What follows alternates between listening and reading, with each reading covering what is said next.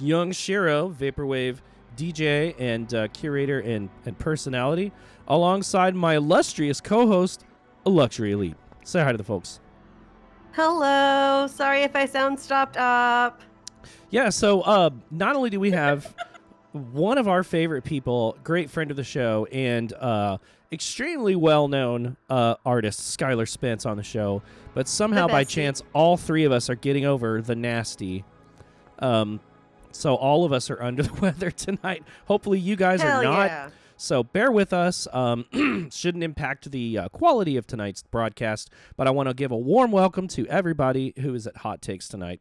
I see a lot of well-known names, a lot of familiar faces, and some new time chatters tonight. So we want to thank you guys for being here. Hot Takes is in its fifth season. It's a vaporwave talk show that's been around, or like an independent art and music show that's been around since 2021. Previously co-hosted by Skeleton Lipstick and myself. And with this fifth iteration of the show, we have a rotating series of co-hosts. And we're in our second episode of Season 5, so it's going to be me and Luxury Elite tonight. Broadcast with Skylar Spence. If you don't know Skylar Spence, I don't know what to tell you. Like he's got many friends. He's got many accolades. He's got many names that he goes by. One of which a hell of a discography. Founding member of the future funk scene, the vaporwave scene. Seriously made waves in 2012, 2013. I want to say, probably prior to that as well. And a good friend of us both. But Skylar Spence, of course, is their better known project name. Well, I mean, it depends on who you ask, I guess. Their other project name is known for a cease and desist, so we won't go there. But anyway, so we are extremely excited to have this guest on tonight, and just want to remind everybody on Hot Takes, we are a big fan of strong opinions. There's no such thing as a thought that's too hot, right? But keep it kind. No punching down. Punching up kind of depends. Who are you punching up to? If it's somebody who has 10 more listens than you, maybe don't punch up. Consider very carefully who you choose to punch up to. But anyways, we don't do racism, sexism, homophobia, transphobia, or any sort of hatred on Hot Takes. Unless it's electro swing, that's fine. But we want to also bring attention to the series of commands down at the bottom. If you tune in for the pre-roll, you might know that there's a brand new curated playlist on YouTube, courtesy of Luxury Elite. If you want to check out what Lux is listening to, check out type _YouTube, and that'll pull up our very first official Hot Takes YouTube playlist featuring what Lux is listening to. And if you don't listen to Neon, if you don't tune into Neon Nights, man, honestly, she is the plug for vaporwave. I have my feet in many different scenes, and the way I stay. The way I stay on top of what's going on with my finger to the pulse of vaporwave is primarily through her. So check it out, and follow any of the other links, or use any of the commands that you wish to use. With that being said, we're going to start tonight's episode off with a few recommendations, courtesy of myself. We're going to save the hot take for our queen co-host tonight. I've given enough hot takes. In true young Shiro fashion, I want to recommend 2 vaporwave and vaporwave adjacent albums that I've found recently that I think you guys will like, and then I want to challenge you guys and to check something out that's kind of adjacent. All right, so we're going to start with an album by an artist that we actually had on the show, who has been in the scene for probably as long as Skylar Spence has, and who has really made an impression upon me as far as like his genre bending skills. This artist is someone who dabbles in juke, footwork, vaporwave, synthwave, chillwave. Utilizes some hi-hat rolls every once in a while, so I guess you could say some neo R&B and even like future trap, vapor trap type stuff. We brought Navigator on the show, I think in season 3. Navigator was really big in the early 2010s. He was on some very early vaporwave compilations like Juicy Tunes Sunrise Blend Volume 2, and he really encapsulated the sound of the early 2010s with his just seamless kind of nebulous blend of a lot of those genres. And you already know what I'm going to talk about. Nice. She already posted the link. I already linked it. I just knew. He actually, I was like, okay, speaking of new mix. He sent me Infinity Volume 2 because of the fact that when Infinity Volume 1 came out, it shaped my year. It was like 20 14. And Infinity Something like Volume that. 1 is literally just, two, I think you were on it too, actually. He says Sunrise Blend changed his life. He's an OG too. But anyways, Infinity Volume 1 is one of the flawless vaporwave albums that I've heard, in my opinion. And there's a lot of great vaporwave, but despite the fact that it was just supposed to be a mixtape, it just fucking banged, dude. It was just track after track with just some of the most lush, emotionally charged, sample-based, like, chillwave / synthwave that I've heard in a long time. And so Navigator's Infinity Volume 1 is one of my, like, few, like, unskippable, like, vapor and vapor adjacent albums. So your boy came out with Infinity Volume 2 like a decade later, okay? Now, Infinity Volume 1's a 10 out of 10. Infinity Volume 2 is like a 9.5 out of 10. It's damn good. It's not quite where the original was, and that sounds bad, but it's not. It's like a 95 out of 100 in quality. It's really good, and there's some tracks that are just, some of the stuff that he does with his vocal samples are just unreal. So I highly recommend. Enough said, that you guys check out Infinity Volume 2. Thank you so much for the generous donation, Neon Pines Mall. Anyways, that's Navigator's Infinity Volume 2. Second recommendation, I love it when people collaborate. I love it when people do remixes, reworks, and just like when people get put together. There's been some beautiful collabs this year, like the Equip and FM Skyline album, Music 2. But one such collab that just kind of came out of nowhere was just a match made in heaven with the old guard and the new guard, and that's, oh yeah, that album's free, y'all. Not the one I'm talking about, but Infinity Volume 1's a free download. Download that shit. Brother Tiger and Hotel Pools collaborated on an album. Do you guys remember Brother Tiger? He was around in the early chillwave days. He was there when Neon Indian and Washed Out and Small Black were doing stuff. And he was kind of like a lesser-known guy. Wasn't as well-known as like Toro y Moi, for example, but he was making great, just really kind of woozy-sounding, retro-infused, in electronic indie rock, right? And it was really wistful and beautiful stuff, right?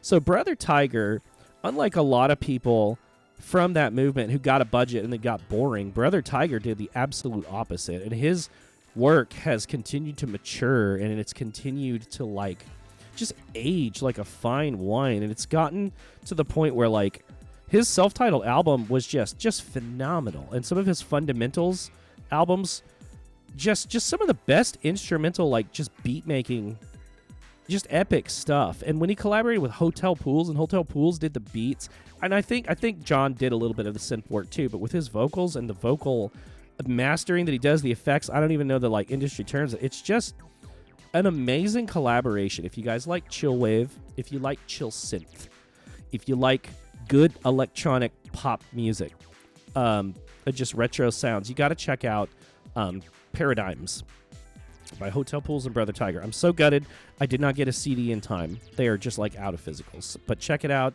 It's worth every penny that you want to spend on it, or you just want to stream it. Do it. Last album. All right. I'm going to push you guys a little outside your comfort zone. As you all know, I'm a big fan of lo-fi house music. It's danceable. It's got that vaporwave sound font. All right. If you like decayed sounding audio, you would like lo-fi house. If you are a fan of danceability with like a little bit of a retro, like tracks that are made in the pastiche of an older sound, you would love the work of a specific artist who I think is pronounced Jejune. It's Jejune, and there's an umlaut over the U. So Jejune has an album called Commute, and it is, I'm going to link this one before Lux can beat me. It is a 6-track album, and like 3, and some people in chat are going to get me for this. Like 3 of the tracks are damn near like 10 minutes long, or more than 10 minutes long, which is typically not a thing young Shiro likes. But these are some sprawling, epic, retro, like decayed, like synth palette type dance tracks that in the second half, like what he does is he sets up a track, and then in the second half, like he pulls it back a little bit and then just comes back with like twice the force for like a good 3, 4, 5 minutes just pounding. So if you guys like Cult Member, or DJ Sabrina, well, it's not really like DJ's later sound, maybe earlier sounds. But check out Commute by Jejun. And that's enough talking for me. Luxury Elite has a hot take for us tonight. All right. Okay. So, I have been having this conversation with quite a few people in different circles lately about the current state of the scene and that a lot of the labels have kind of disappeared. Not throwing any sort of shade, I promise, but there are labels that are particularly really like releasing different, like one particular artist or one particular genre. It's a thing, it's being talked about. People are like, where did the labels go? What's happening with physicals? We're kind of seeing it dwindle down. And admittedly, I'm not the most concerned, but I've also am saying that seeing this as a person, like I have been there in the early 2010s when we were lucky to even receive a cassette release at all, or any sort of like physical. It was primarily people uploading on Mediafire, people uploading on Bandcamp from time to time. But how we spread the word was through word of mouth, through things like mixes, through things like uploading music videos as singles, things like homies having radio shows. I mean, Ryan, he had a radio show that was a banger show. I have to say, it was a fucking banger show. Didn't know you all that. missed out. It was so good. It aired, I think it was like the last show of the night. And so, yes, oh, yep, he is nodding yes. And so I would remember it would just go off the air, his radio station. I think it was like a college station in Massachusetts, That's somewhere. so I hard. can't remember. But anyway, all that to say, we gave each other props in that way. We would do guest mixes on radio shows. We would do, I guess what I'm trying to say here is I would like to see in the times of us not really having labels that people feel like they can rely on, we should be doing more to help ourselves within the community.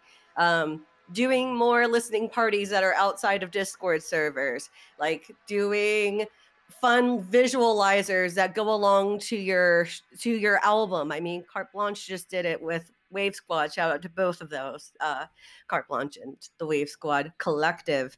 But I would like to see more of that. I would like to see us try to make more event kind of things out of our albums and try to boost ourselves up that way, because I see too many albums that get released that don't really get the time of day that they deserve. It's like the album gets released, people move on.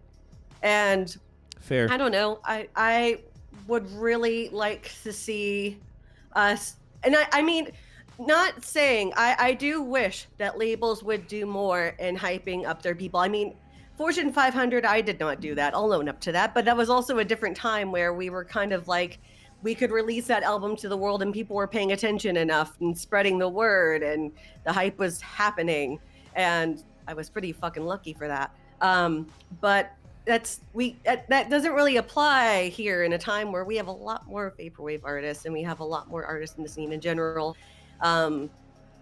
If we can't get the hype that we feel like we deserve from labels, then hey, let's generate that hype ourselves. Also, I really would like to see more YouTube mixes in general. Like, it doesn't even have to be like a Neon Nights kind of thing. It can just be like somebody uploading, or like it could even be something like Isaac's monthly mix, where it's like he uploads his favorites once a month. Like, I don't know, get the word out that way. We should become our own hype machine, or we should be each other's words of mouth. And most importantly, we should bring back music videos, because I really miss music videos. That's my take. Hell yeah, I love it. And I think we've had this poor man off camera and on mute for way too long. Guys, Skylar Spence is arguably the most well-known vaporwave artist.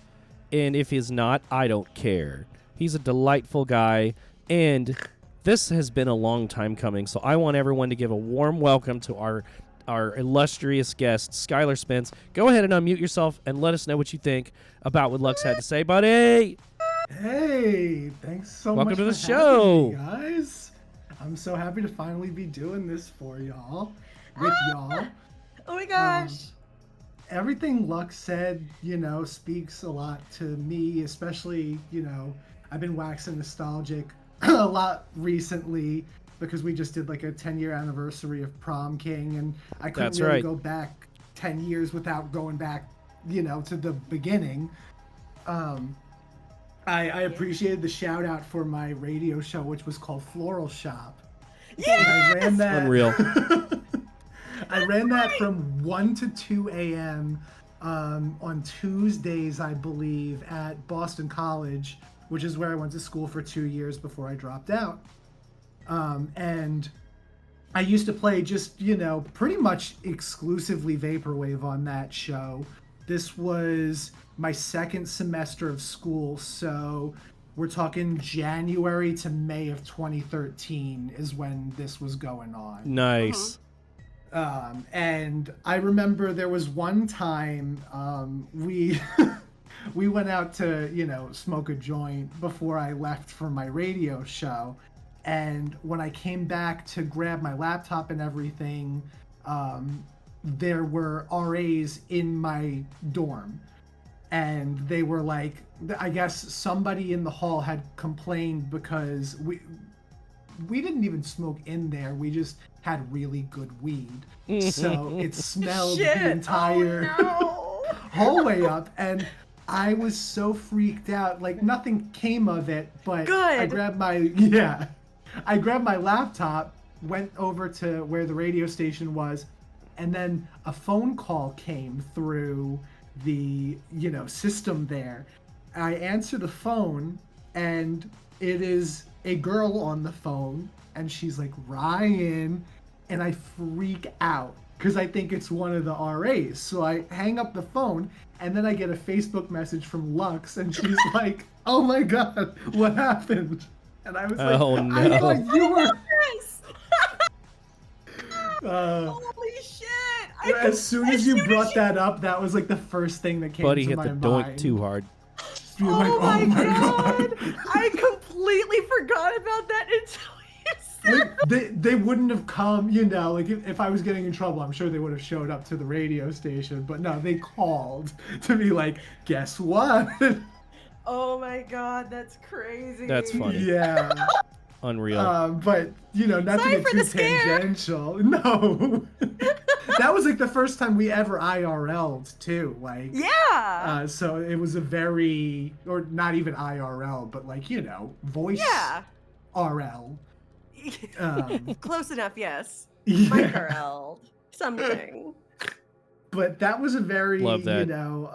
I felt like doing the radio show, especially because toward the middle and end period of it, I was, more frequent with my releases and stuff. So I would throw a Saint Pepsi song here and there. I think I did like an all Fortune 500 episode, one of the one of the later days when we were doing like Nice. Fortune 500 on 420 and all that. Yes, that was a fun time. Yeah, I felt like, it was fun to find YouTube commercials and chop them into videos and pretend that they were actually like budgeted music videos that somebody had done at some point for my, fake artists' fake discography. That's Right. like how it felt at the time.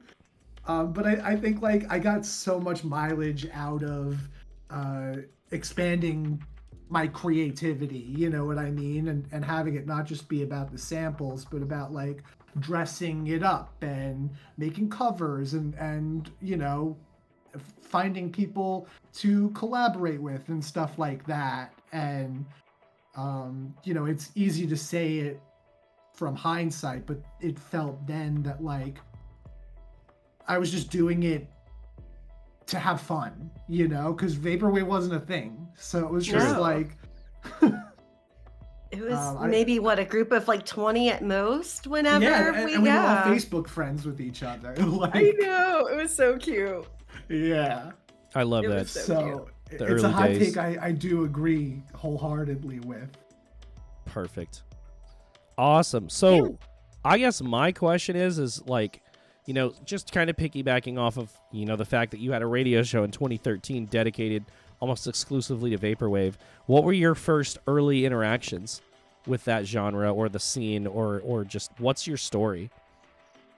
So, I guess like I should preface by saying that growing up, I had a very idiosyncratic music taste, because my parents were very big into like new wave synth pop kind of music. Too cool.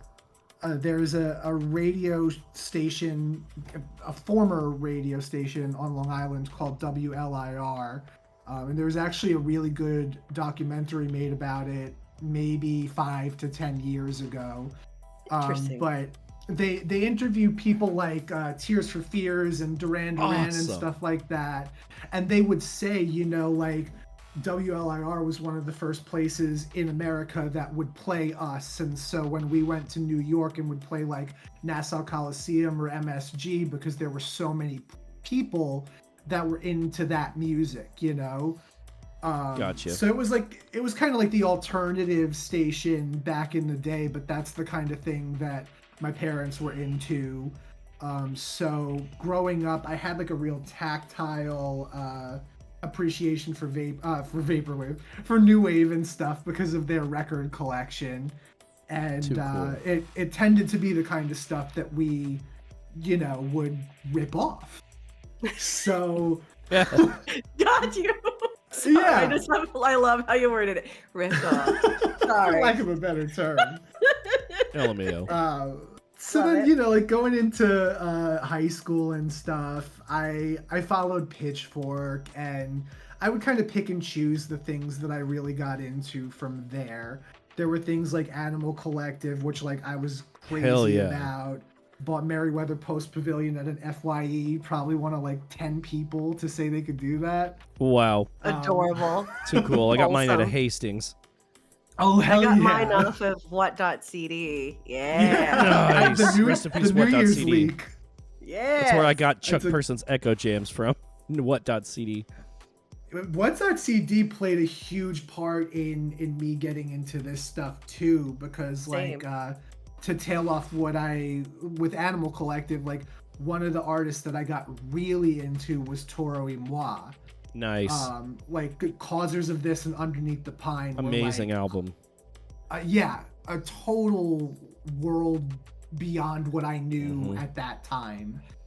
And I was sober as a judge until I got to college, but there was something Hilarious. about like, yeah, there's just something about like the world of this music, you know, like some of it felt like aquatic, some of it felt Mhm. like, you know, so spatial, and there were things that I didn't really understand because I didn't know production that much, but what I thought, you know, I appreciated in the songwriting was really more about like sound choices and arrangement choices and stuff like that.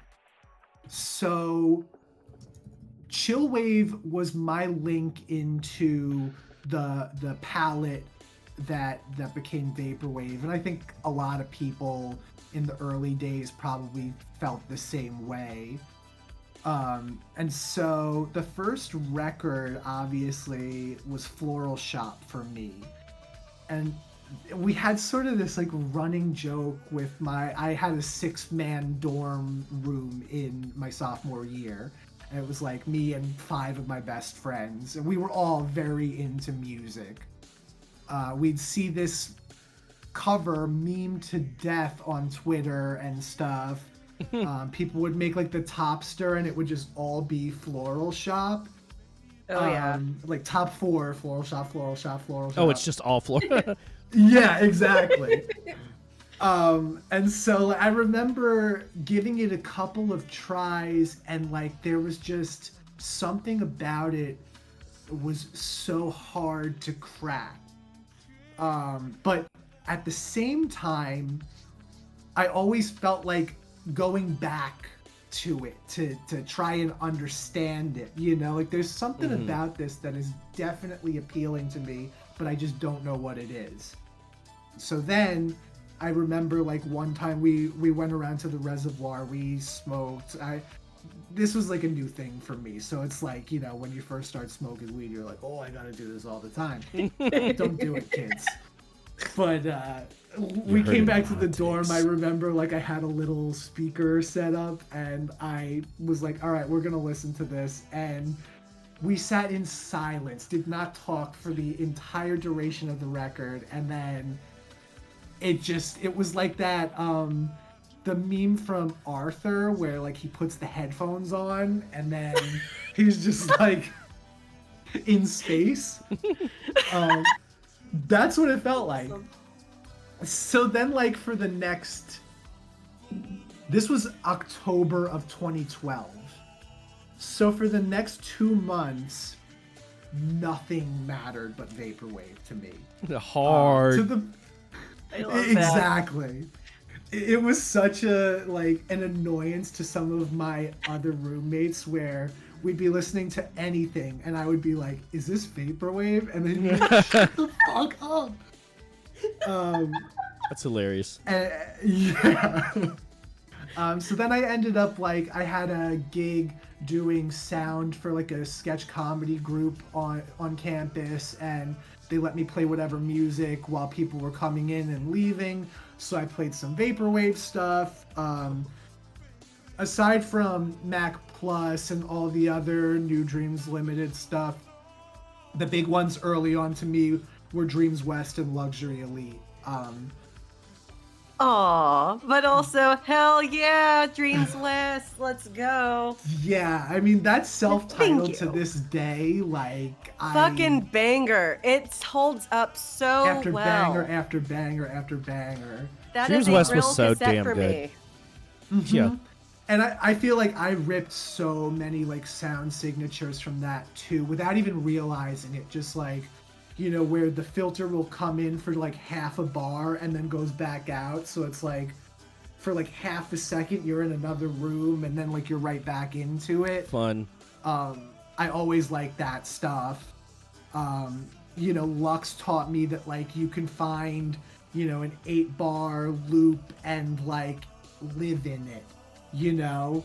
Fuck yeah. And there's so Spill the much. truth. Yeah. And I feel like even aesthetically, just like the way that the album covers looked, like the 3 album cover was like my favorite thing of all time. Like it just Really? Like Luxury Elite 3? It's yeah. Oh, nice. Aw, that means a lot. Post a link. I just. All right, hold on. I'm just kidding. But yeah, post It's that. Yeah, please it's a do. cute. I found that from like, I want to say it's a Revlon ad. I think it was the same one that had like the woman with the compact and it was just on her lips and the Right. camera was just focusing on the mirror and her mouth talking. And I was like, oh my God, yes. This is Lux coded. All right. Thank you. I'm so Love happy. that. That's still your favorite? Oh yeah. Oh, thank I you. was like, I grew up in front of the TV too. Like we had MTV and VH1 on all the time, and so Yes. a lot of the commercials invoke something like my early childhood. You know what I mean? When like we had crappy cable and just like the way that things imprinted themselves on my psyche is sort of like, I don't know, that's vaporwave for me, you know? I totally understand. I grew up on MTV and VH1 myself, and those commercials, I feel like are just pan-seared into my head. Everything about Love that. MTV and VH1 are Pan-seared. pan-seared. I mean, they are. My first words were Van Halen. I was No Unreal. way. yes. That's so awesome. My parents were obsessed. I guess my second set of words were Brady Bunch. I was like, okay, I am pop culture. You are from TV. I really am. I very much am. So I totally get where you're coming from with that. Commercials and of that time period. I think that's why I related to it so much, was because I was like, oh, this is basically my childhood in music form, and I feel like this genre in a weird way understands me, and I barely know anything about it. Right. And it felt like there was some place for me, you know, or for you, like, oh, I can add to this sort of alternate universe that we're crafting right here. So vaporwave has been And that's super what we nostalgic did. for you both then. Oh yeah. So, like, not to like Oh, yeah. make this any more about me than it needs to be, but I'm like the polar opposite of Lux. I grew up without TV in a super restrictive, fundamentalist evangelical household. So when I started listening to vaporwave, I knew so little about the source material that I naively, early on, honestly thought it was original compositions. Okay. So, like, I'm it's not kind of judging. cool how, well, I'm just, like, inserting myself into this dialogue because I think it's really fun No. that you two have had a fairly similar experience, but, like, though my experience is so different, I still found a lot of love and a lot of, like, I guess, like, love for the effects. You know, you're mentioning that a lot of that, like, music is very, like, effects-laden. And, like, to me, it was ear candy. You know, I don't have the nostalgic aspect of it, though it is evocative of nostalgia. But I just think that's cool. Were you into chillwave pre? Oh, absolutely. Okay. I wasn't super into Panda Bear, ironically, because I was also a huge Animal Collective fan. Big Sung Tongs fan. And I remember Banger. finding Feels at Hastings. Bought it just because of the album cover because I'm that old. And yeah, so like for some reason Panda Bear was kind of lost on me, and I don't know why. It took forever for me to get into Person Pitch too. I think it's because like was the tracks are probably, like- super long, but they are very aquatic, like you mentioned.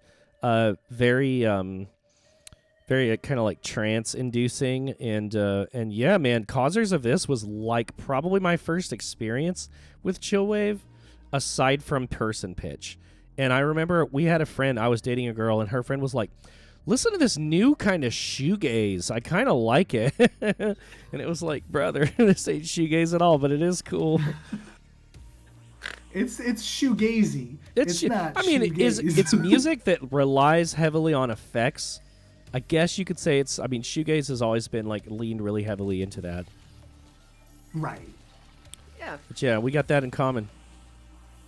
I think that's an adorable story. I love that. Yeah, Blessa was like my alarm in Amazing. high school for a little Just bit until I think it was Minors for me. That's my jam for sure. Yeah. Amazing tracks. It's funny when you learn that you can't ever have a song that you like as an alarm. You know, You learn to if you hate cycle it out enough. yeah, you're just like Worse. 6 a.m. getting up for school. You're like, God damn it.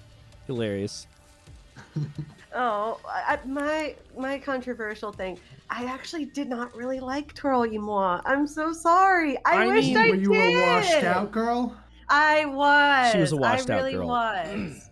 Like, I remember downloading the Tor CDR back in 2011 whenever I did not have internet access at all. Like, I don't know if you remember that time, Ryan. Or, no, we didn't know each other really at that point. We were still... Liz remembers it, though. But there was a time where I did not have internet all summer. I was broke. I could not afford the internet. Our internet disconnected. So I was going to the library every day and downloading, like I was going to random blogs. And that was where I found the washout the Tor CDR, that very first one that he did.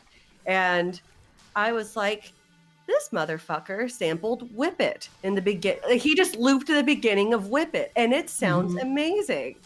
And it just blew my mind. I actually kind of hated chillwave at first, but I was like, ew, 80s things for forever. But Washed Out was my thing. Yeah. Hugest, wildest it thing. was weird.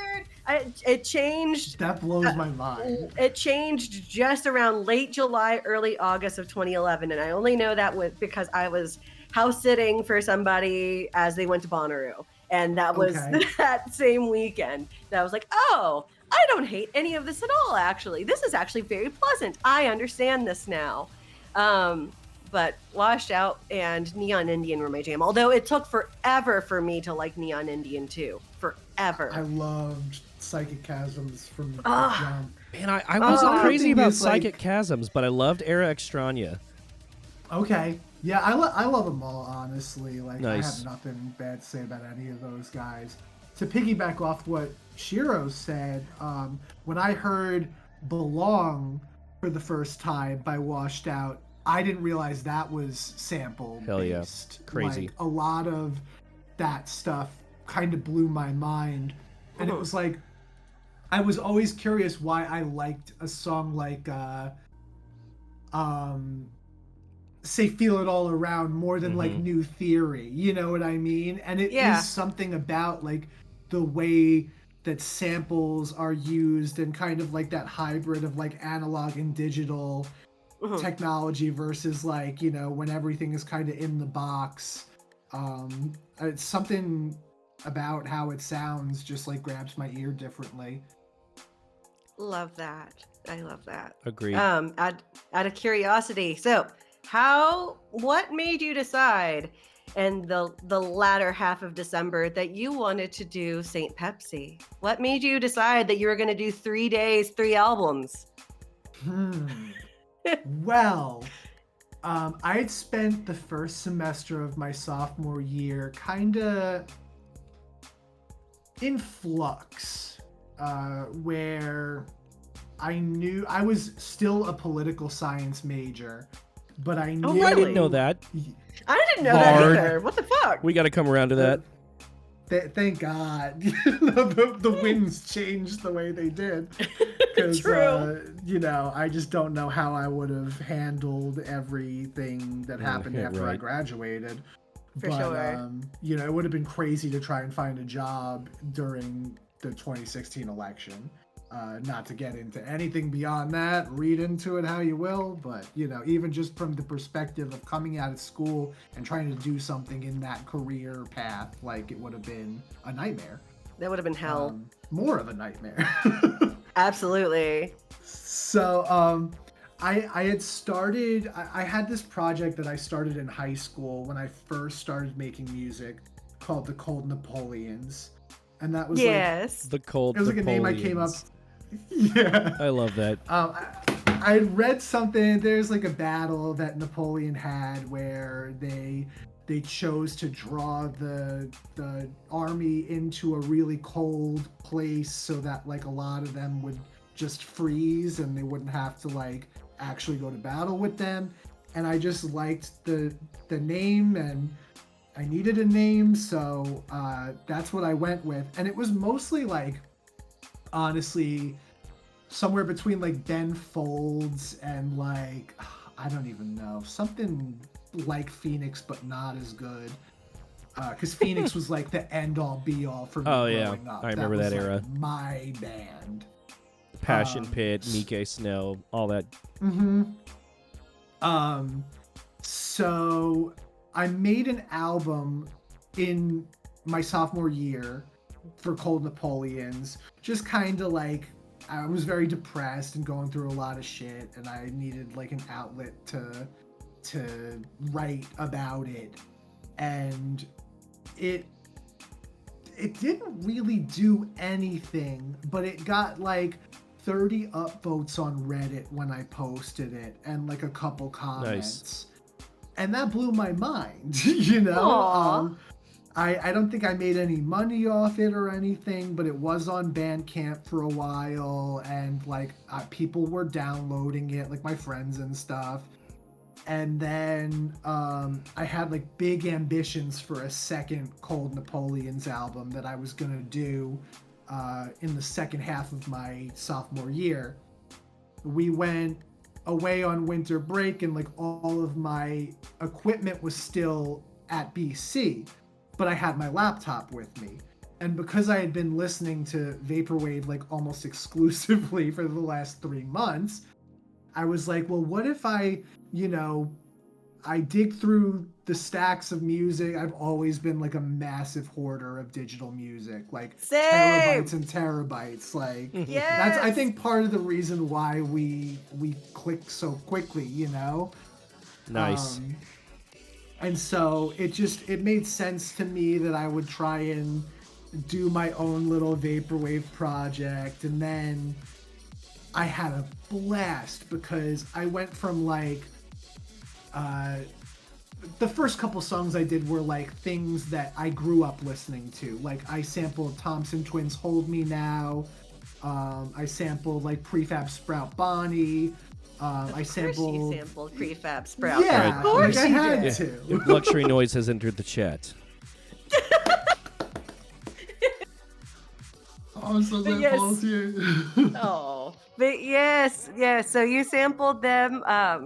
Who else But did then you sample? Yeah, so I was into, I think I did like a Scott Walker, like a really weird flip Wow. of that, because like I was, Interesting. yeah, and I think I put like a commercial over it or something. It was like an interlude on Laser Tag Zero, but then another part of it, and I think the part that sort of propelled me further into like this is what I'm gonna do, is I started finding like disco and R&B music from the 80s that like I never knew about, because as good as WLIR was, it was pretty segregated. They played a lot of white British artists, you know, and you don't get a lot of like stuff like Log, who, you know, they're New York legends, but my parents didn't grow up in the city in the 80s, and I didn't grow up with that knowledge. So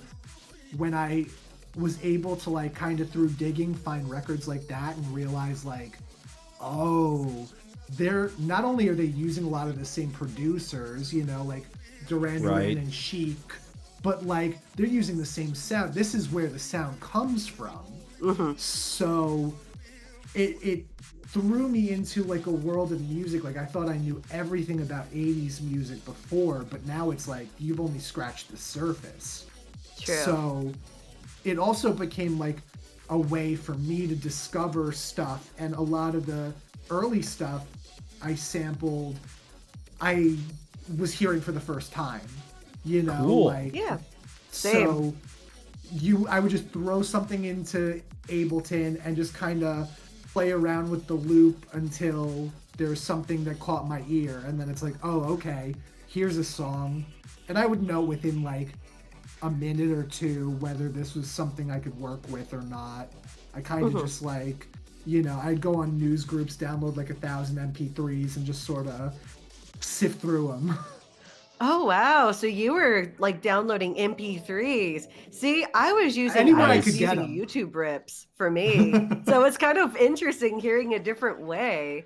Wow. Yeah, and a cool thing about like the way that I don't use news groups that much anymore, but at the time, a lot of the retention rates for the sites, you could go back like 10 to 12 years of somebody posting on a news group. So a lot of the rare like soul and funk stuff was like one guy's vinyl rip that he put on a news group in 2005. Holy and, like, shit! And the you know, link I still just- worked. Holy shit! So that's why there's like The a internet lot has of been songs. ruined. Yeah, I know, it really has, because God. I remember there were certain songs like on Empire Building and like Studio 54 and stuff. I lost the name of the song I sampled, and it would take like 10 years for somebody to find what the song was, because it wasn't like a song was on an obscure. album. Yeah, exactly. Nice. I love that. Oh man, that's crazy. I had no idea. So you finished all of that within 3 days, and you chose to put it out, and people immediately took the bait. Everybody was into it. What was that like for you?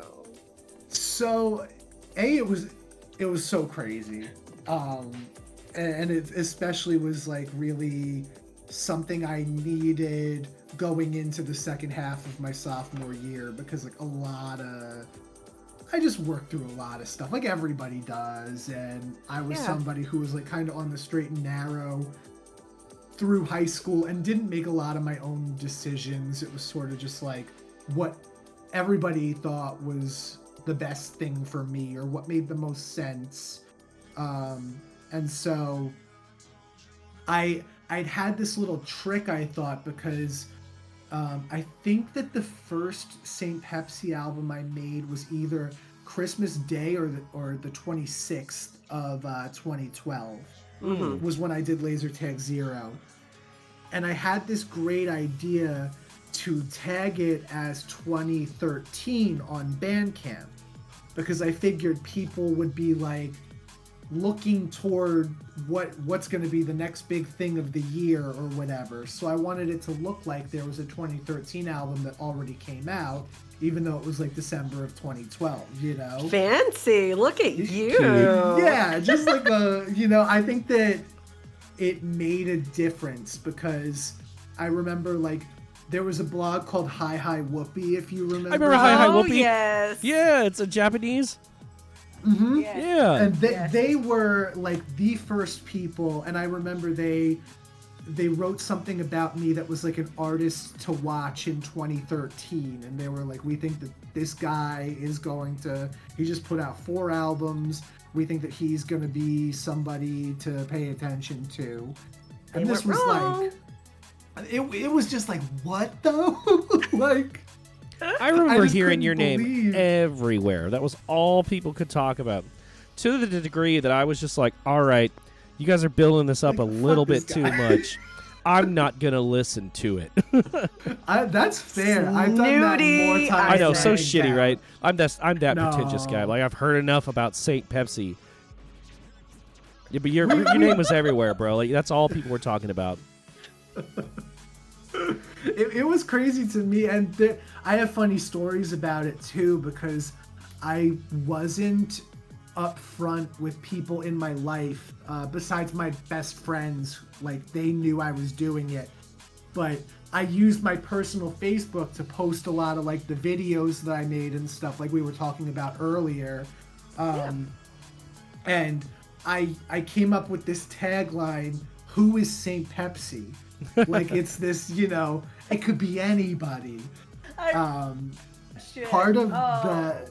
the allure to me, because like, vaporwave back in the day, it was very conceptual, Mm-hmm. and like anonymity was a big part of the game. It still is to a degree, but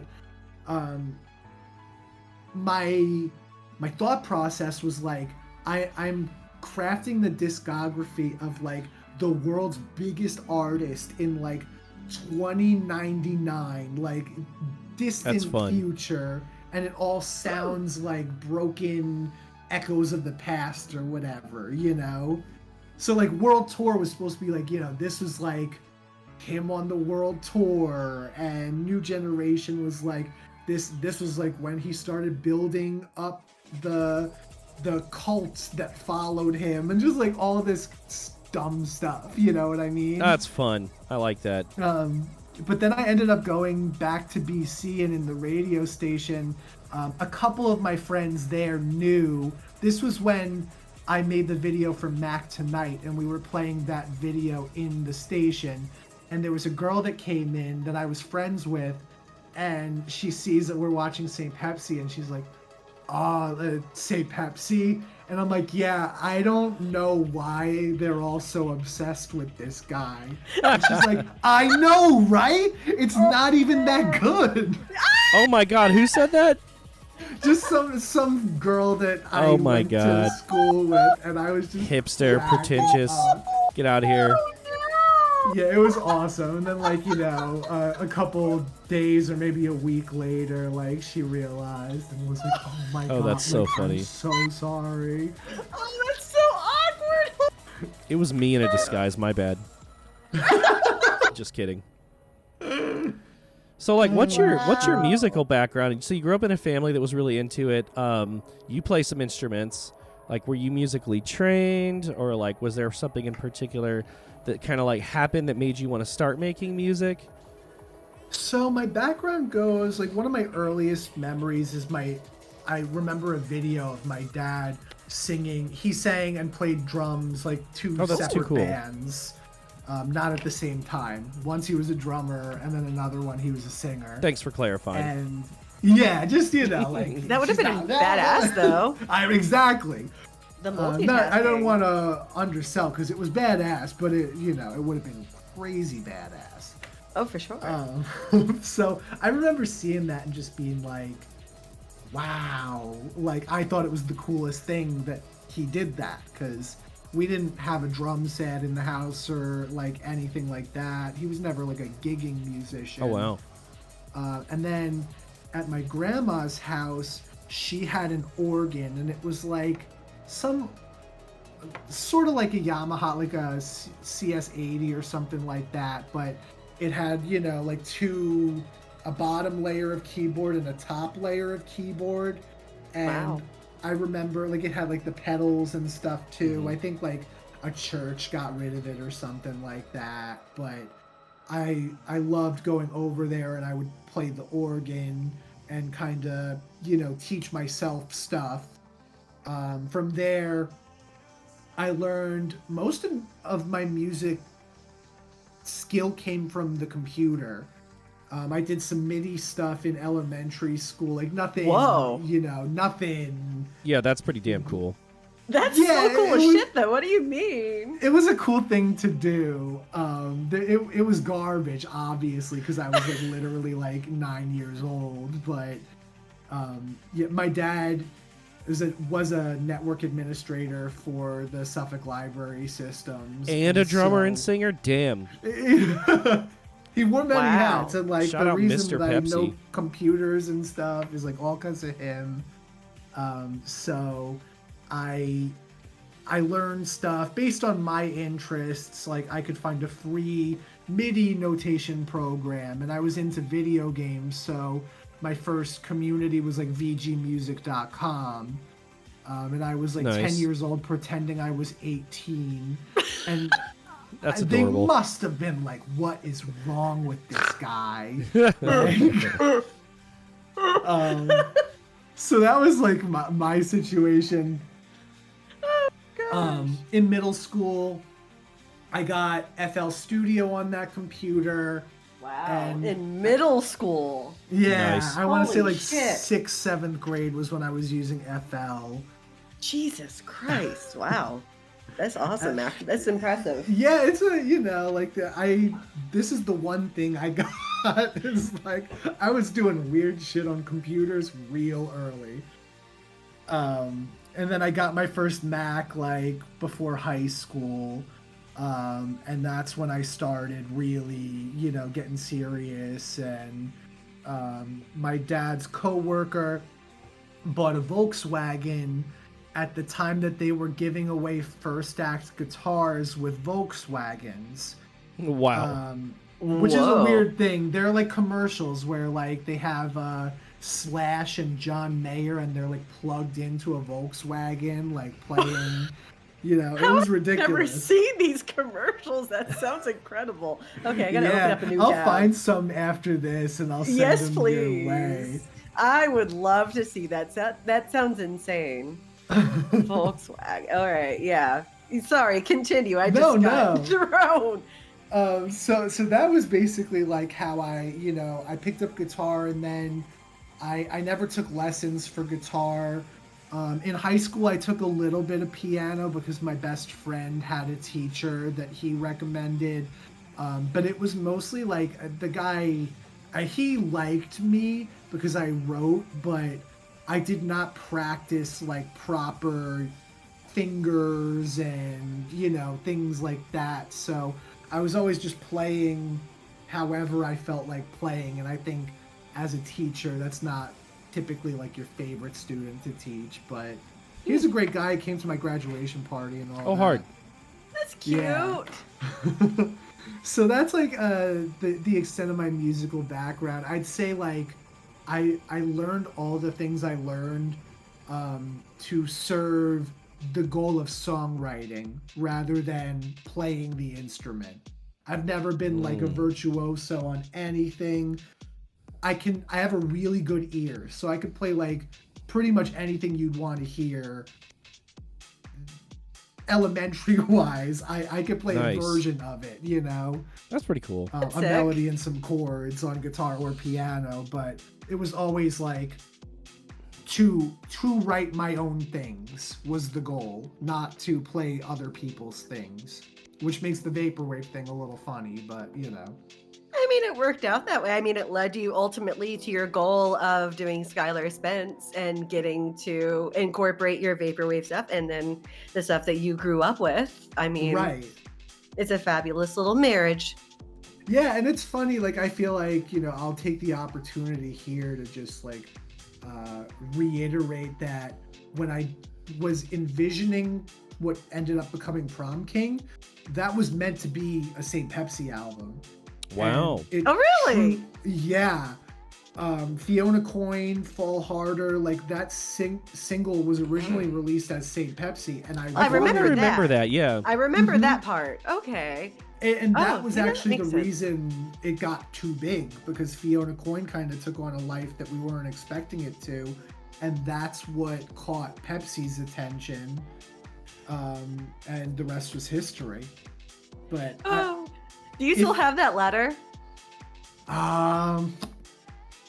Somewhere I didn't know if they in my like email. They didn't even for deign to it. send you a physical letter in the post. Yeah, no. Come on. That's crazy. I was just I'll thinking find about this how and get back to you. Oh damn! Yes, Tuwa I just was just thinking name dropped about, Keats like- Collective. Shout out. true. I miss Dinosaurus Rex, the homie. Did you say he's here? No, Tuwa's in no. chat. We were just Dinosaurus name Rex is dropping. not. I I wish. wish he's the basically best. king. Yeah, along with Dreams West, the Dinosaurus Rex stuff, like that was huge for me. And Keats Volume 3 was like, Man. did not know that, you know, Wasted Nights, like Vanilla, like damn. there's just so much. Wasted Nights is so fucking good. The best. That's like one of my favorite memories miss from him. when I toured Europe. He You came met to my him? show. You Yeah. met Wasted Nights? What the fuck? Was he cool? He was the nicest guy. We went to the Colosseum in Rome together after the Holy show. shit. Wow. Just like looked at it outside, and That's so like, awesome. Oh yeah, my he's God, I'm another so one that jealous. like Toro was his bread and butter. Like we really bonded over how big those records were for the kind of sound we were trying to go after, you know? Hell yeah. Wow, Well, man, that I hate just to end blew my this on mind. a cliffhanger, but we've reached the midway point of our episode. So we're Already? going to take a little break. I Right? know. And we got a very special video that was sent in at our request by Whitewoods. We asked Whitewoods to make a little bit of a video about their top 3 favorite albums. So we're going to take a quick break. We're going to run that video. Y'all check out what Whitewoods is into. And in about 4.5 minutes, we're going to come back. And Lux, you got the next question, all right? Break time. All right. 3 albums that I love. So the first one is Hangin' Tough by the New Kids on the Block.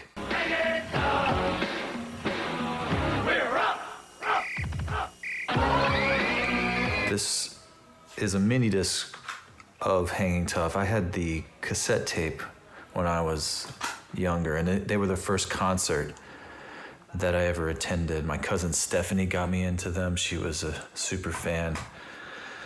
And yeah, the music grabbed me a lot. And when I became older, I learned about Maurice Starr, the guy that put together the New Kids on the Block. He was part of the team that made New Edition.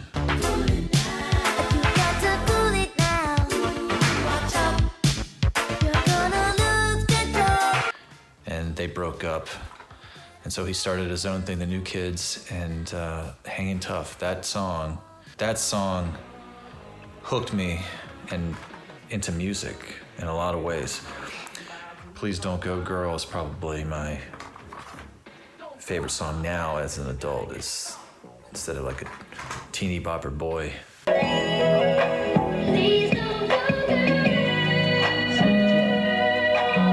Is one of my favorites. So yeah, this is an album that I stand behind. If you like that bubblegum stuff, you can't really miss with this album, Hangin' Tough by the New Kids on the Block. Snappy. This next one is a soundtrack. So I have it on Laserdisc as well. It's a movie called Eddie and the Cruisers. It's about a fictional rock star named Eddie Wilson who vanishes one night after completing his final album. I saw it one day on Cinemax when I was young, and the movie, it blew my mind, as the cliche goes at the time. I don't know, I was probably like a teenager, fresh teenager. This was literally the first CD I ever purchased in my life. It was on a church trip, but I just saw the movie, and the music was really something special. John Cafferty is the voice behind Eddie Wilson. He's kind of got that New Jersey rocker voice that you probably know from Bruce Springsteen, but I always preferred the John Cafferty music to Springsteen. So Eddie and the Cruisers, great album. I love it. On to the next one. This is the other two albums I purchased, but if I had more money to spend, I might have bought Tom Petty's Wildflowers when it came out.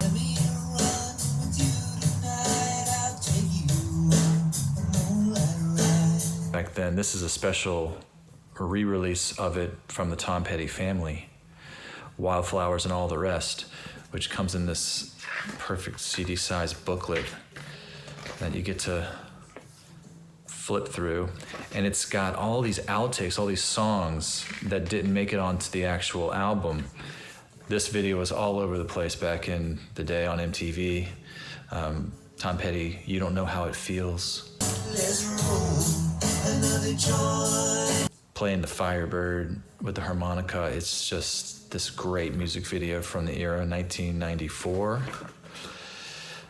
But you can listen to the All the Rest songs, which were new to me until a few years ago, and there's so many great songs. Leave Virginia Alone, in particular, I remember standing out.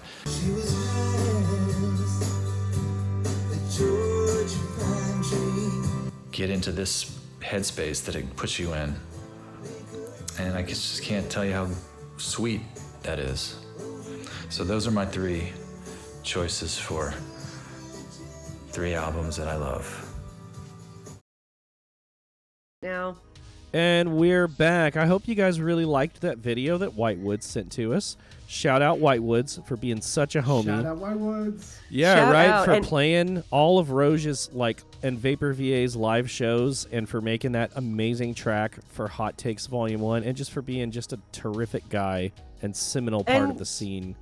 Yes, and shout out Wildflowers, that Tom Petty album. I remember my dad bought that, and I have always had such a soft spot for Tom Petty anyway. So as soon as I saw that in the video, Isaac showed it to me earlier before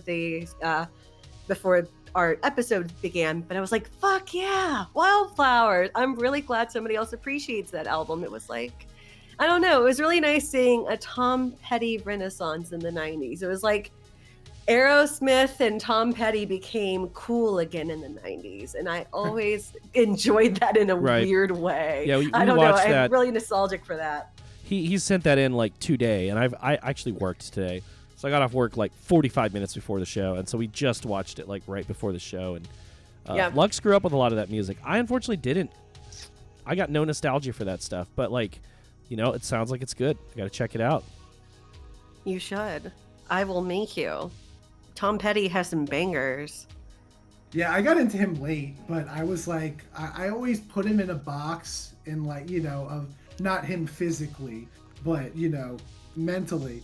I put him in a box of artists that are just not for me. And it turns out, kind of for me, that the self-titled Tom Petty and the Heartbreakers has sort of a Strokesy quality to it. Now that you say that, I agree with you. I see it. And then, Wildflowers is a totally different thing, but yeah, choice. That's me with Dave Matthews Band. Oh. You ever see the video of Dave Matthews scatting? You should post the link. The scatting video. You really should. Yeah, I really should. The shit quality combined with the scatting, that was I'm gonna post it. I'm gonna post it, and then can you put it in chat? Sure. Quiz is saying no, not this again, not Oh my Jimmy God. thing. Jimmy thing. Shit fucking came up. I actually have no opinion about the Dave Matthews Band. I just think it's autofill funny. Dave Matthews scatting. Please don't post scat in chat. Oh my No. God. All right, hold on. JK. I'm getting the link. Yes. Okay. You all better watch this. I will also post this link in hot takes. I'm just saying, you guys are going to watch this. Yeah, that's I have to mute it. Important stuff.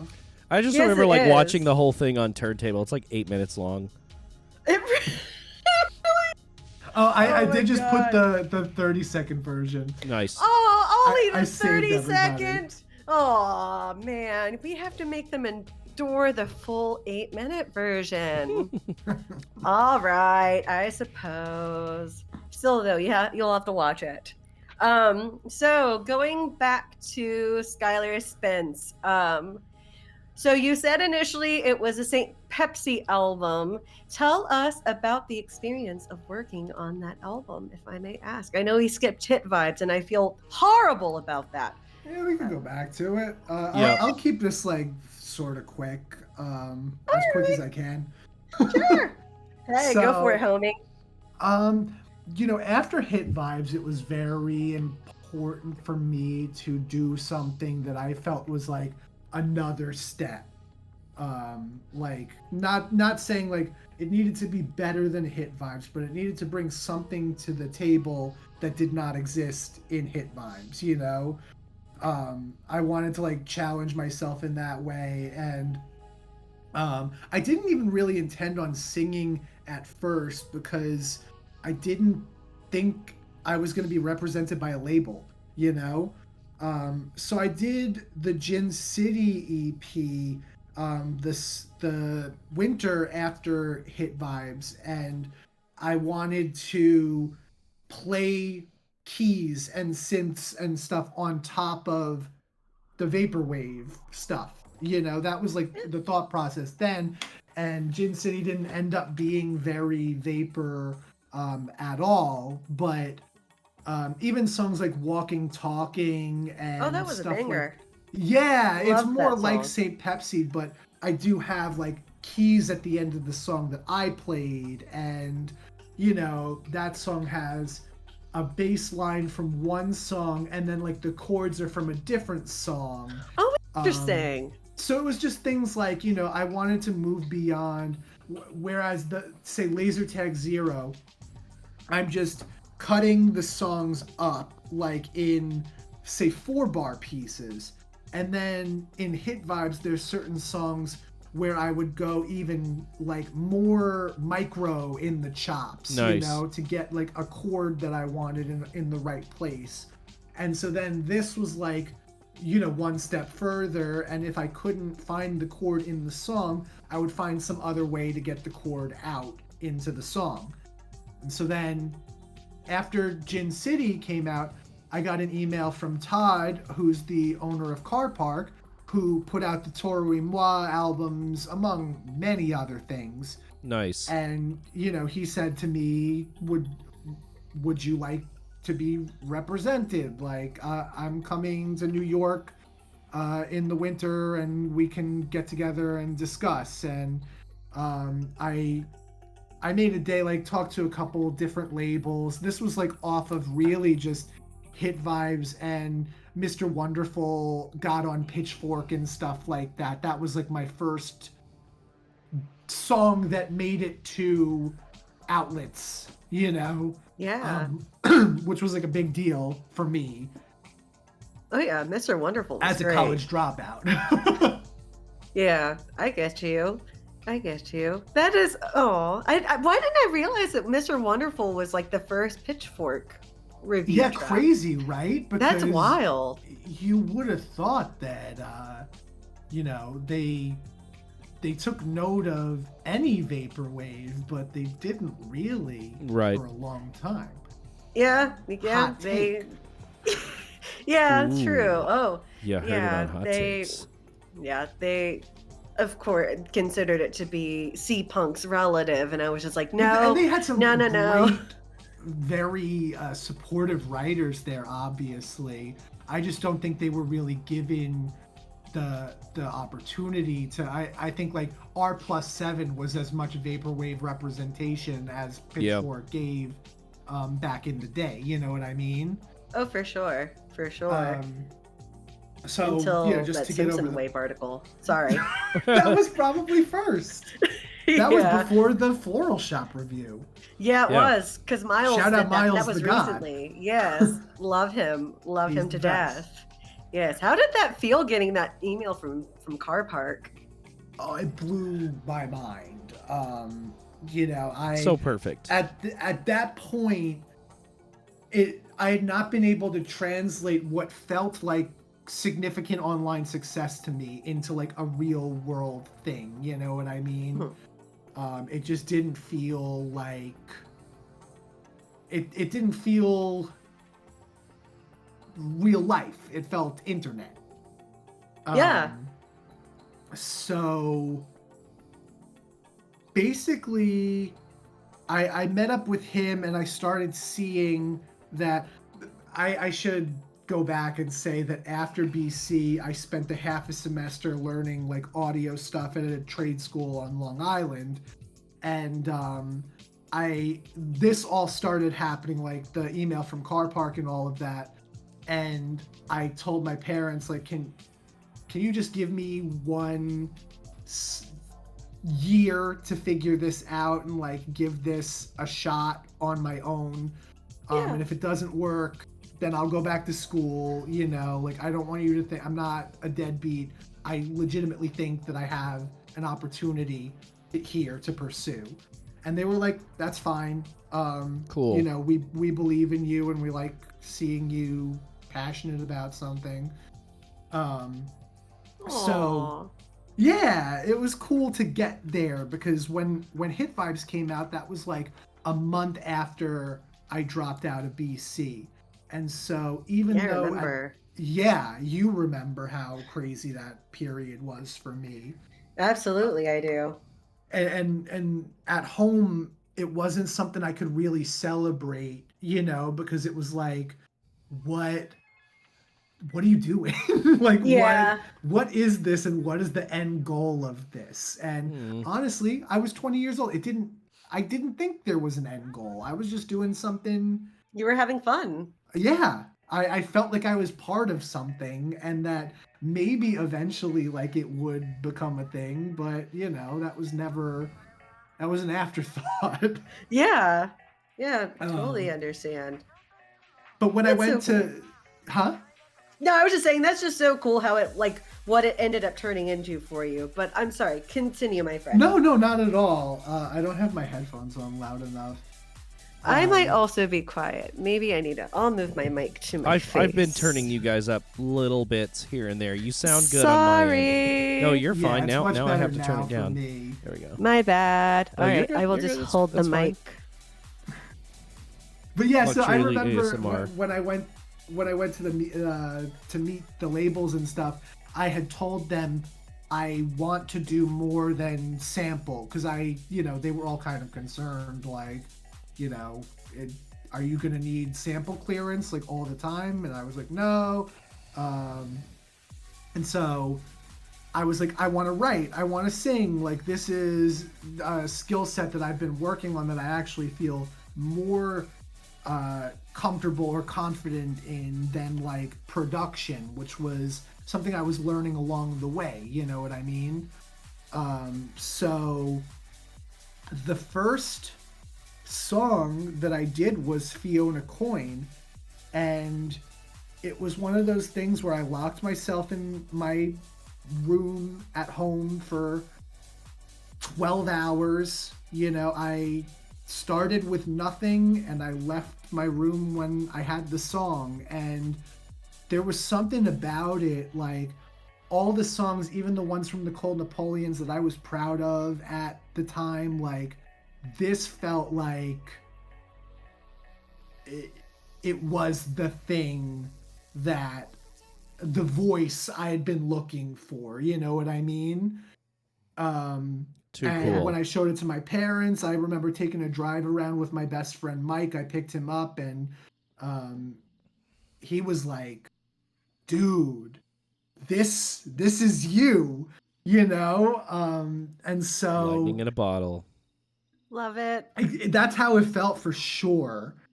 And it was interesting, like I felt like there was a big chasm between that song and then like the next original thing that I had, because there was so much pressure on me by myself to like come up with a song that was like Fiona Coin, you know?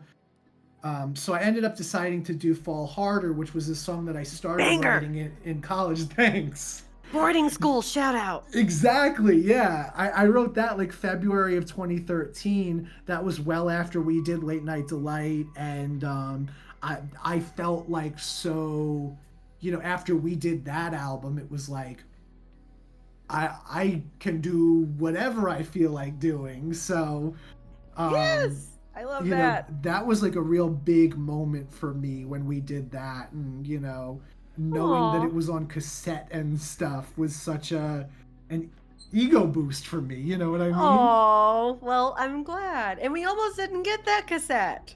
I Yeah. think we almost did not get it because Wes didn't have the money.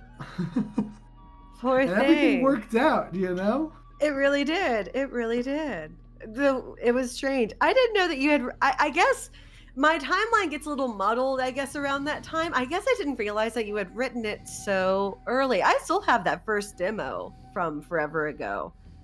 Oh yeah? Yes, I do. I love that damn thing. I actually put it on like one of my first mixes that I made for Isaac whenever we started dating. Like I added that on it. I think it was the last track. Oh, Yeah. that's so cute. Yeah. I thought it was a wholesome moment.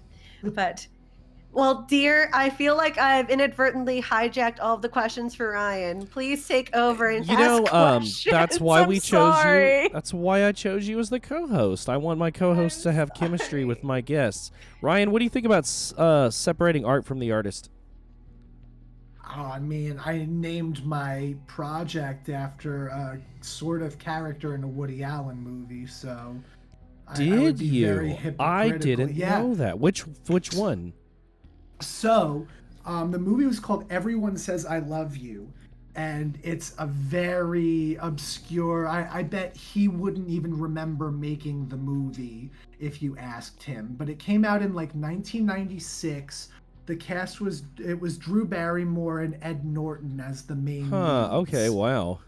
And the thing of note was that it was a musical that everybody sang their own part for. So like Ed Norton sings, but he's not really a good singer. So it's got like a very charming quality to it. Oh, the actual actors and actresses, whether they were good at singing or not, still sang, is what you're saying. Yes. It was okay, except for mean. Drew Barrymore. She said she was so bad she refused to sing. Oh, that's funny. Okay, whatever.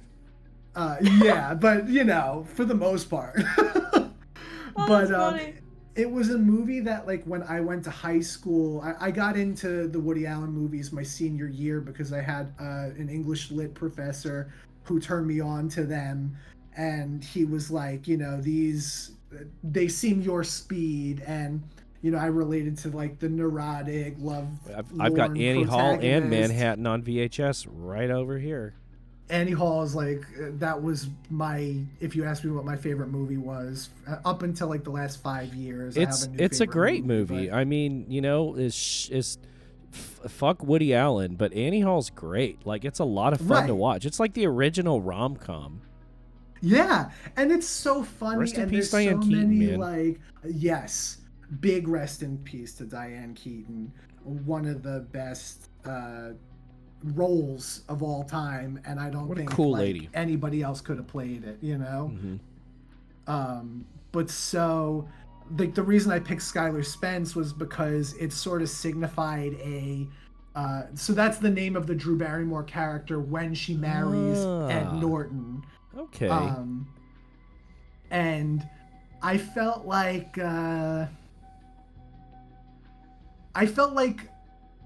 how I changed as a person once I went to school was sort of best described by like my feelings toward that movie changing. And it's sort of like acted as this, I always loved Annie Hall, but there was something about like the romanticism of Everyone Says I Love You that I found endearing, but then later found like kind of gross and like pessimistic. And, I also just liked how it sounded. And it was the name of a hit vibe song, and I wanted something to tie the project to what I had already done, so people didn't think I was just like giving it all up, you know what I mean? And it didn't work out so well, but Isaac, you're getting the next question. Okay. I'm allowing this. I've talked too much in this episode. I want you to ask Skylar more Spence, questions, my dear. do you I feel prefer? like I've talked too much. That's the point. You're the guest. You goober. Do you prefer slow music or fast music? Loud music or quiet music? Maximal music or minimal music? Fast, loud, and maximal. Nice. I would say almost 100%. Hell yeah. Yeah, like, I mean, Phoenix, you something like got 1901 examples? is Nice. like, oh my gosh. I love like, Daft Punk. I love,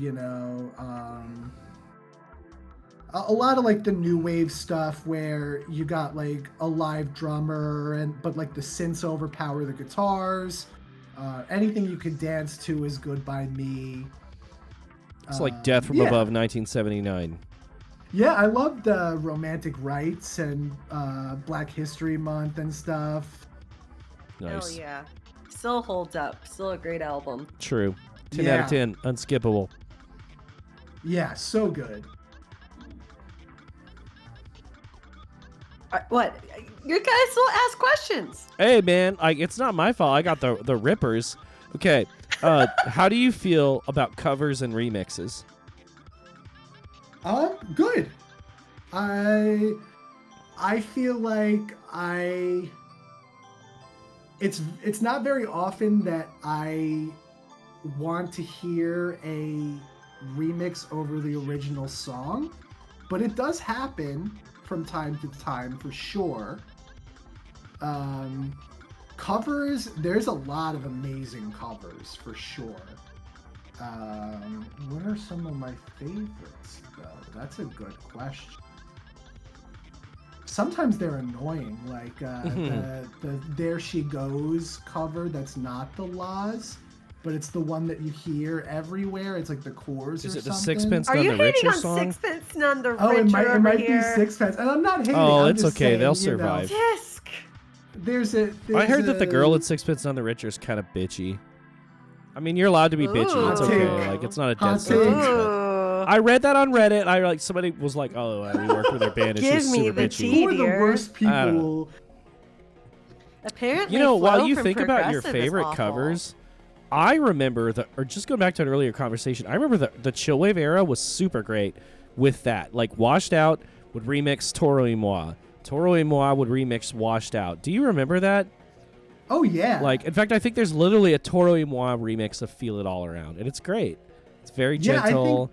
they did a Deadbeat Summer too, right? Toro y Moi's remix of Deadbeat Summer is like the perfect chillwave song.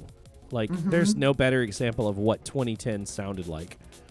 Comtruse's remix, just absolute gas. Star Slinger, gas. Maybe it's just me, but like, Star I Slinger love was that one era. of my favorites. The Star Slinger Helicopter remix by Deer Hunter. Oh, I wow. used to listen to that before I would listen to Helicopter. Not anymore, Interesting. but back in the day, I just loved the way that like Star Slinger beats and stuff sounded. I'm I gonna was have telling to listen Lux to the that. other I day, did not heard. I've never heard that. He made that album, his first album, and one of the songs had that sample of that Dutchy song. The positive Dutchy yes, body yeah. left Dutchy body hand side. left-hand And I side. just remember, like, it's like, it just sounded so silly, like, but he made it work. Yeah, as a matter of fact, I think Luxury Noise is a pretty big Star Slinger fan, too. I could be Oh misremembering. hell, that makes sense. Yep. Great introduction to, like hip-hop production. Yeah, exactly. To me, like, Sort of I didn't grow mixed up with a bunch lot of of rap and stuff. hip-hop. So, like, that British dude's bedroom beats really kind of, like, opened me up to, you know, just like broadening my horizons. Yeah. All right. I will ask a question. Get one this more go in before we around. open it up for the, All right. audience. What is your musical guilty pleasure? Oh, it's been a long time since I believed in guilty pleasure. That was going to be my follow-up. If you believed in that. I'm kind of Oh, not. whoa. I'm like, I'll own Y'all it. seeing my red hot chili peppers up there? Okay. Yeah. If I get guilty about anything, it's probably how much I fuck with the red hot chili peppers. Well, Anthony Kiedis. Yeah. Kiedis? Liz actually got that for me for my birthday. Oh, a couple years wow. ago. Funny enough. Unreal. Wait, that's a recent thing? Yeah. I want to say Really? like the last 5 years for sure. Oh, I love that. And Oh I've my got god. Dive up there. My brother got me. Kate got me that prefab, and the other one is Shout out Phoenix. Kate and your brother. Nice. Phoenix Yeah. is Did I up ever there? tell you? Yeah, Alpha Zulu up there. Did I ever tell you that I saw Dive play at an Urban Outfitters whenever it first opened? No. Yeah, there was a mosh pit that happened in one of the clothing racks, and the people that worked there were my not God. happy about That's it. the most like It was- 2009 thing I've ever heard. Yeah. Were that they dude- still Dive spelled D-I-V-E? I Or think were they it was, I think it was DIIV? post. I think it was DIIV. This was whenever. Okay. This was before what's his face ended up getting kicked out of the band. Whenever he was still on 4chan shitting on vaporwave. Yo, classic. What? I didn't know that. Yeah, that one dude that got kicked out of the group, he was on 4chan. I think they outed. I think he said a bunch of shit on 4chan, and people found out, and that's how he got kicked out because he said like a lot of Unreal. like edgelord shit. But yeah, he Uh-huh. totally shat on vaporwave. That's hilarious. I ended up looking into man. his post, and I was like, yeah, Who's laughing now? We are. So we're going to go ahead and open it up for the last half hour to audience Yeah. submitted questions. And I'm going to go ahead and take the one that Solo just asked. Great question. Solo Dolo, if you could change anything about the scene, what would it be and why? Ooh. That's a great question. Damn, Ooh. Solo. Not Ooh. surprised. If I could change anything about the scene, it would be a bigger thing. I would probably have to change Facebook so that Facebook could be what it was when we were actively, like in our early stages, because I feel like something I really underappreciated at the time was the ability to like, I'm going to make a Facebook group. I'm going to add like 10 people into this. We're going to, brainstorm some ideas for a project or a live show or something together. Yeah. I think that like, Twitter became this place once Facebook became a little faux pas, but then Twitter got lost, and then, Discords are great, but I feel like they're not central hubs, you know what I True. mean? So you have a lot of like, the Saint Pepsi Discord and the Vectroid Discord, and it's all like little hubs that people who are fans of specific artists can go to, be in touch with their favorite artists. But as far as like a community goes, it's not like the Vaporwave Facebook group or, the True. Vape Council. Or Oh, Oh, Jesus. man. Shout out Mael.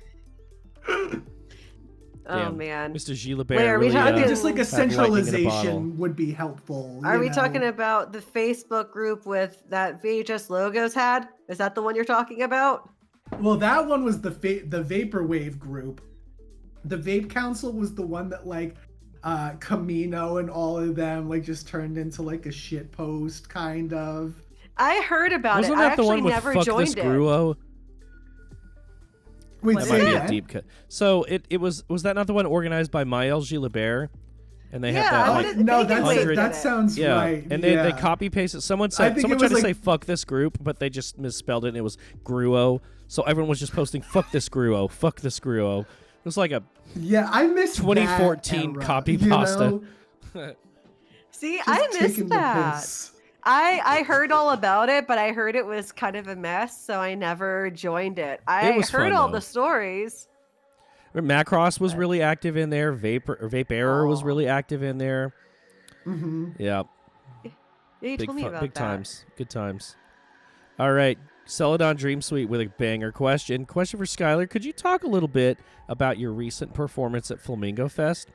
What was it like coming back to your Vaporwave alias and performing to such a packed room of Vapor fans?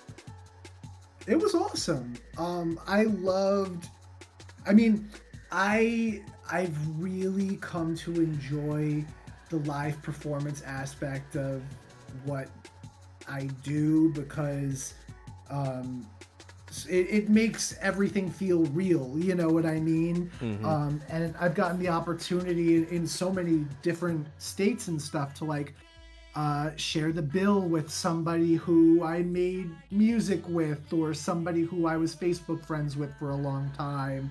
And I always loved that. You know, I loved how Electronicon felt, where it was like, you know, here we are meeting like 10 different people that I've known forever for the first time. And Flamingo Fest being like in my backyard was like, it was a no-brainer to say yes to that because any opportunity I have to share the stage with Lux and like, you know, see people like it feels like a family reunion kind of to me. Truly you it know? does. Truly it does. And I try in those specific concerts to provide more fan service than I would if I'm on tour because like tours you kind of just have to stick to your script, know, you know, your hour set and like keep it pushing because you've got another place to be. But something like Flamingo Fest, I know why people bought tickets to that show. You know what I mean? True. Like I know it's because they want to hear Vaporwave. And when people buy tickets to Skylar or whatever, like they don't always want to hear Vaporwave. They might want to hear Fiona Coin or Carousel or something like that. So I always love an opportunity to dig back into my roots and like, you know, show people that it was a series of unfortunate circumstances that provoked me to stop using the name and nothing more than that. You know what I mean? Yeah. I have as much love for the Saint Pepsi stuff as I do for anything that I've ever written. It's all stuff I'm like so proud of and all that, you know? Thank God for that, boy. Got a good question from Britt And it was Mason. so much fun. I mean, Yeah, evidently. I mean, like with the ear-to-ear grin you have whenever you come down off the stage. I mean, I know your body is spent, and like you've probably. Like, I didn't throw up at Flamingo Fest. Which was Yeah, progress. Yeah. Hell yeah! It's been a while. It's been since that fateful Electronicon pre-party or Electronicon 4 rather. Yeah, same. Well, a lot of people in chat have a lot of love experience. for that particular performance. Is that the one where the laptop fell? Yeah. Yes. Damn. Yikes. Ugh. At least you didn't Yeah, destroy a laptop. You know our buddy like Quiz Vapera did. loves that. Yeah. I almost said loves that episode, like that was an episode of the show. The fourth episode of Electronicon. Love it. Brick Mason wants to know, how keyed in are you into the current Vaporwave scene in terms of artists, releases, things like that? I would say I'm more keyed in on artists than like labels. Like I don't really know, aside from labels that existed pre-COVID. Like I'm not too keyed in on what's going on as far as the release of like how things are released. But I'm subscribed to our Vaporwave. And every now and again, like I see some stuff come up in my I don't know. I know, like But that's a things hot take. come on there. People like to make topsters, and I'll check out things. And Fair. I'm to my defense. I'm sort of in a phase right now where like I'm following a very weird musical journey where. When I write, it's hard for me to listen to a lot of stuff because then I feel like I'm just ripping things off, and I don't know whether the thing I'm working on is coming from like, you know, me, or if it's coming from the earworm in my head that sort of just like Fair. takes bits and pieces of the things I've listened to in the last, you know, and I'll drive myself crazy. Like, what did I take that from? It's too good to have just come from me. But you know, I'll randomly find stuff that's not even that new, but something like VCR Classic or like I love VCR Classic, or like just things that come up in my YouTube algorithm that I'm like, oh shit, like this is real good. You know what I mean? I do, and that's Absolutely. actually a great segue into Roge Corp's question that he asks every single time. Roge, newer vaporwave and or adjacent artists that you've been fucking with lately. Let's hear some name drops. Yeah, do those two count? 'Cause Unknown throw those Unknown two Caller in. and VCR Classic are both great. Any other names you want to put out there? I mean, I love Roge. I love A Hero. Me too. I'm trying to think of.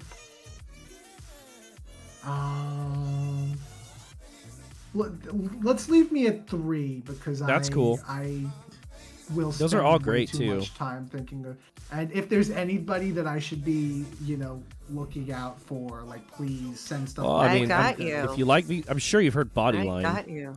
Bodyline's yeah, been around yeah, for If you duh. like VCR Of Classic, course. yeah, that's a duh question. If you like, you know, a Hero, you should check out Simple No, Syrup. it was a dumb me. Like, how did I not? You Nah, know? Oh yeah. yeah, and Simple Syrup's great. See, this is like the problem with that I have is like I'm gonna be kicking myself over who I didn't. Oh, that's single me as out, that's you know me what as I fuck. mean? Yeah, yeah. I always forget stuff. Then later on, oh, you can put it on Blue Sky or Twitter. Like, oh man, I completely forgot to mention Oh, my God, we actual didn't talk favorite. about- Yeah. Neon Pines Mall retracted this question. I I don't like know this. why, but I'd like to know. Oh, did he- somebody answer it? Well, I don't think so. He wants to know who says it's Saint Pepsi, bitch, at the beginning of Hit Vibes. Oh, Tell that's the Liz Liz. lore. Liz of SPF 420 fame. And she was yeah. a huge inspiration, but also like she was in the tiny chats with me when I was working on a lot of that music. And, you know, if I was struggling with the song, she would tell me, you know, whether to toss it or keep going. And she did all of the introductions when somebody would play SPF 420. She'd like Nice. kind of walk them on the stage, you know. Yep. She was a great I loved MC. her voice, and I was like, you know, you should be on the record, and she was. Yeah. And she She did that was for indeed. a few other artists too. Yeah. That was what was really fun How about funny. that era was like all the people that had like it's blank bitch after hit vibes, and I was like, oh, this is a thing now. It's blank Yes. body, bitch. It's Japanese, bitch. Luxury the Noise wants days. to know, what are your top 5 comfort television shows? Ooh. That's a good question. That's a great question. Okay. So, I might go too in depth on this. Let's see where Awesome. this takes me. Number 1, Degrassi. I can watch Degrassi anytime. I love old school Degrassi and new school Degrassi. Number 2, Delocated on Adult Swim. One of my favorite shows. I love anything that is surreal, dark comedy. And number 3, Eagle Heart, for the same exact reason. I did a Stereo Gum interview once that was solely about me loving Eagle Heart so much. That is adorable. I'm gonna have to find that. I didn't know that existed. Yeah, it was like when the 3rd season was airing, and that guy Jason Walliner ended up like going on to great things. I'm pretty sure he like directed the more recent Borat movie, and he had Wow. another show called Paul M. Goldman that was on Peacock, and it was such a crazy ride. I definitely recommend it. I'll top it off with Arrested Development is a Hard. classic. Frasier. Yeah, let's and then like I love like watching Who Wants to Be a Millionaire because Regis Philbin. Nice. I love him. I finally got Lux to watch Nice. Arrested Development like a year ago. Yeah, Hell, I actually just brought that watched up it today because I have recently. 2 guys named Michael that work for me, and I kept going, Michael, like Will Arnett would. Dude, that was so good. That was a really good impression. Michael, with club sauce. With spicy club sauce. I need to get into those Funny other enough- shows. I am like so out of the loop on TV, but for some reason I've seen that one. Yeah, the ones that the Adult Swim ones were college era for me. So we're talking like 2012, 2013. And then, you know, like I would say Twin Peaks is a comfort show, but is it really? Like Not Yeah, let's watch quite, Trinity sadly. for in the same way that Hiroshima death is victims. comforting. Yeah. Did you say death is... I actually read that it's quite comforting. It's coming back to life. It's not. Only the Evelyn and James arc. That's all. Oh my god. Grounded. James is my security blanket TV character. Oh my god. Is it James entirely or just his forehead? Oh, it's his 5 head. It's his 5 head. Yeah. It is also my comfort blanket. MP3 Neptune with a banger question. And they actually asked this question super early, so tisk tisk. But anyways, they said, I know that a lot of musicians dabble in styles of music that they aren't typically known for, and a lot of those pieces of music never see the light of day. Are there any kinds of music that you enjoy making that you never plan on releasing to the public? Ooh, that sounds like they know something. You did about once me belong to a that- video game music. So What did you not call it? only Like a- that, but back in college, should I even say this? Oh, you started it. I'm going to go ahead and put the Flames GIF I- up right now. I started a rap group. What? Oh my god, I can't Yeah, believe our sound yeah. effects aren't working tonight. This is never, never ever coming out. This is the days of like Odd Future was like the biggest thing when I was going Hell to yeah. college. My roommates and I went to go see Kanye West and Jay-Z at TD Garden when they did the Watch the Throne tour, and it was just like something that I wanted to involve all my friends in some sort of like creative pursuit. And I would make these beats. Like it was sort of like a precursor to Saint Pepsi, because I would take songs that I liked and just chop them up into beats, and we would just try to make each other laugh. Nice. I don't do it anymore, but like I loved doing that. I think that's where I caught the real creative bug, because it was like, I don't know, we got so into it we felt like we could legitimately be rappers at like 18 years Damn. old. I want to specify, and then I like making a lot of like really abrasive, noisy kind of stuff too, like That's kind of hard.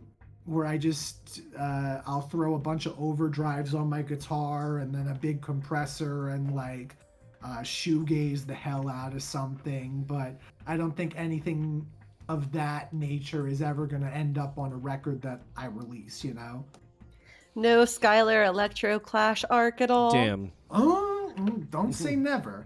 Oh, interesting.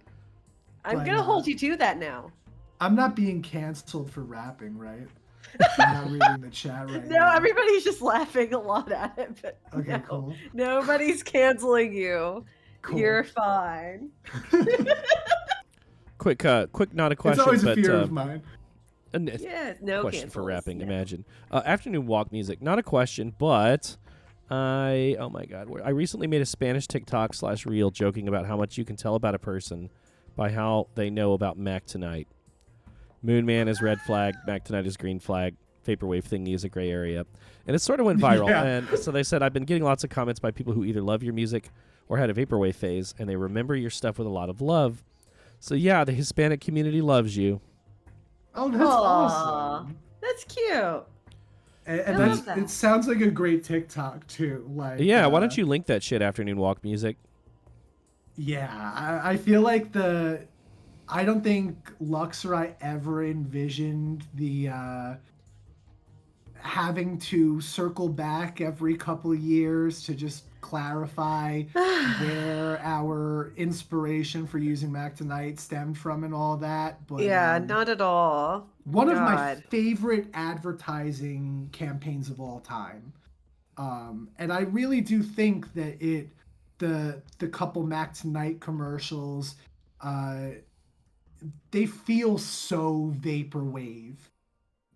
Just the idea that they're spending like millions of dollars to put this guy on a piano on like a real set to make it look like he's like flying through, it's like Yeah. the excess and like things that we would just kind of delegate to computer generated imagery now, but it was like all practical because it's like the biggest company in the US, so like we got an advertising budget, and I think like sort of all to sell Yeah. Big Macs. Yeah, All unreal. to sell Big All to Macs. sell midnight, food. all to sell Big Macs at midnight. It's mind blowing. One Year Experiment would like to know, quick Red Hot Chili Peppers question. What's your take on One Oh. Hot Minute? Not my favorite. Not because it's bad, but because I probably spent the least amount of time with it. I like Aeroplane a lot. As far as my Red Hot Chili Peppers taste goes, By the Way is definitely my favorite.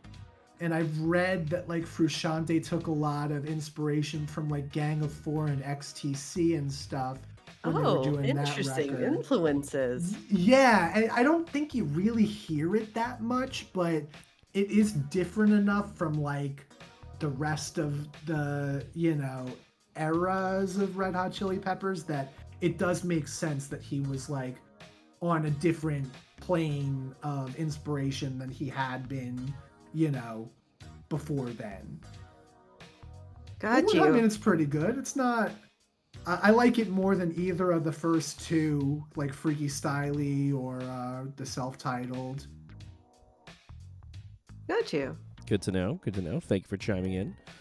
Yeah, of course. Short stuff. How do you feel about those butter notes? Oh my gosh. Oh, so I'm gonna botch this. The reference that Short Stuff is making was like somebody wrote an article. It might have been called Dear Future Funk or something. Yeah, it was. And butter notes. Okay, so I'm gonna read the paragraph, and Please. if the author is watching, I'm not making fun. Like, I just want to give some context. It said, but what even is future funk? Let's begin with what future funk is on a technical level. Future funk is a subgenre of vaporwave that takes 70s and 80s drum songs, typically disco or Japanese city pop, increases their tempo, and adds some drums and kicks. Usually, future funk producers take what's referred to as the butter notes, the best portions of a song, and loop them for a stretch of usually 2 minutes, with some songs also splicing in the vocals of the sample. So the reason that this article is funny was not because of the butter notes, but because they started the article with a quote from me on my Discord server saying, Whoa. please stop using the term future funk. That's my not God. a real thing, and you're embarrassing yourself when you say that. Do a small amount of research and learn the history of disco house and funk music." Unreal. Is that what the source of They that quoted was? you. No. Okay. The source... That was the Knox on Twitter. Oh, I forgot. Me See, when the I'm Knox. oblivious. Oh my god, me when the God. Knox. So didn't that's know what was that funny Knox. about that, because then the author was like, I could not believe that this artist that I really, appreciated would show so much disdain toward the Oh genre my and the music God. that made his career, which, like, you know, had sort of been my post Saint Pepsi experience. I think people really think that I'm distancing myself when it was never the intention. Like, I love vaporwave as much as I always have, but the fact that, like, my shit posting the Knox quote ended up in this article, and then, like, just referring to butter notes, which is like a thing that you do in jazz, like when you slide up, like that's like what a butter note is. It's not really like the good part of the song. How funny. That's yeah, butter notes. The butter That notes. is Nice crazy. deep cut, Thank you Tiff. for reminding me about that article too. Because, That's Short Stuff 888, the mini disc wiki. She's one of our co-hosts. oh, and I mods. love Short Stuff. Great. She's the best. Yeah, great. She really is. She's terrific. Penny Von Noob. Friends of mine have made the case that you were partially responsible for the 2020s disco pop boom. In particular, I've seen Fiona Coyne be seen as a precursor to Doja Cat's Say So and other similar sounding have you? songs. How important would you say you are to this trend or to music in general? I am hearing about this Doja Cat thing for the first time. Oh, yeah? Me Yeah. too. You know, In fact, who's that? I think that if a song like that was ever inspired by anything that I did, which, like, I've talked at length about how you know, my career started as not literal, but pretty literal regurgitation of existing music. And I think, like, you know, you don't have Duran Duran without Chic. You don't have The Killers without Duran Duran. You don't have me without The Killers or Duran Duran. Or, you know, like that kind of, it's sort of how this is supposed to go. You're supposed to hear something that makes you want to add to the conversation. And I would never say, like, somebody much like me may have crashed out back when the Doja Cat Say So thing happened, because COVID and, like, financial difficulties were sort of like the flavor du jour of 2020, so to speak. And so Yeah. I think seeing, like, a number one song that had similarities among, you know, we won't get into things that I Super may fair. not know, Yeah. but you could imagine being in my situation, and maybe you would have found out some things that would have made you think, you know, what's the deal here.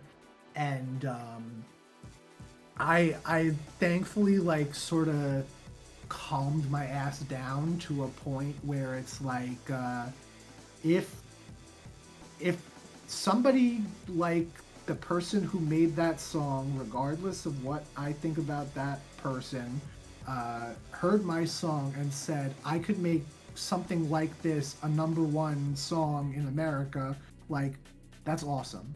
And, you know, I like that there are songs that, like, are sort of mid-tempo, you know, 110 BPM with, like, the filter effects and, like, a little sparkly guitar line and, like, you know, that's stuff that I like listening to. So when I'm in the car with my mom or my wife or whatever, and you know, Dua Lipa's on or Sabrina Carpenter's on or whatever, it's like, oh, cool, like, this song is really good. And I've always liked pop music, so you know, it's just cool that some of the sounds that I was exploring have sort of found their way into mainstream music, you know?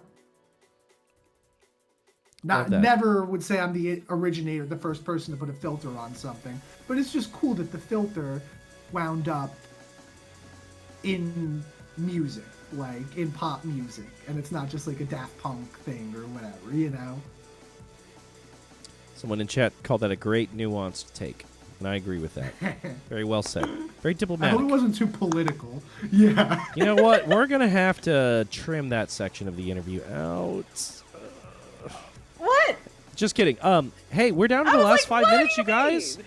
The show's almost over. You scared me. I thought I did something. No, I'm sorry, Ryan. No, I was joking. I'm sorry. That's my love language.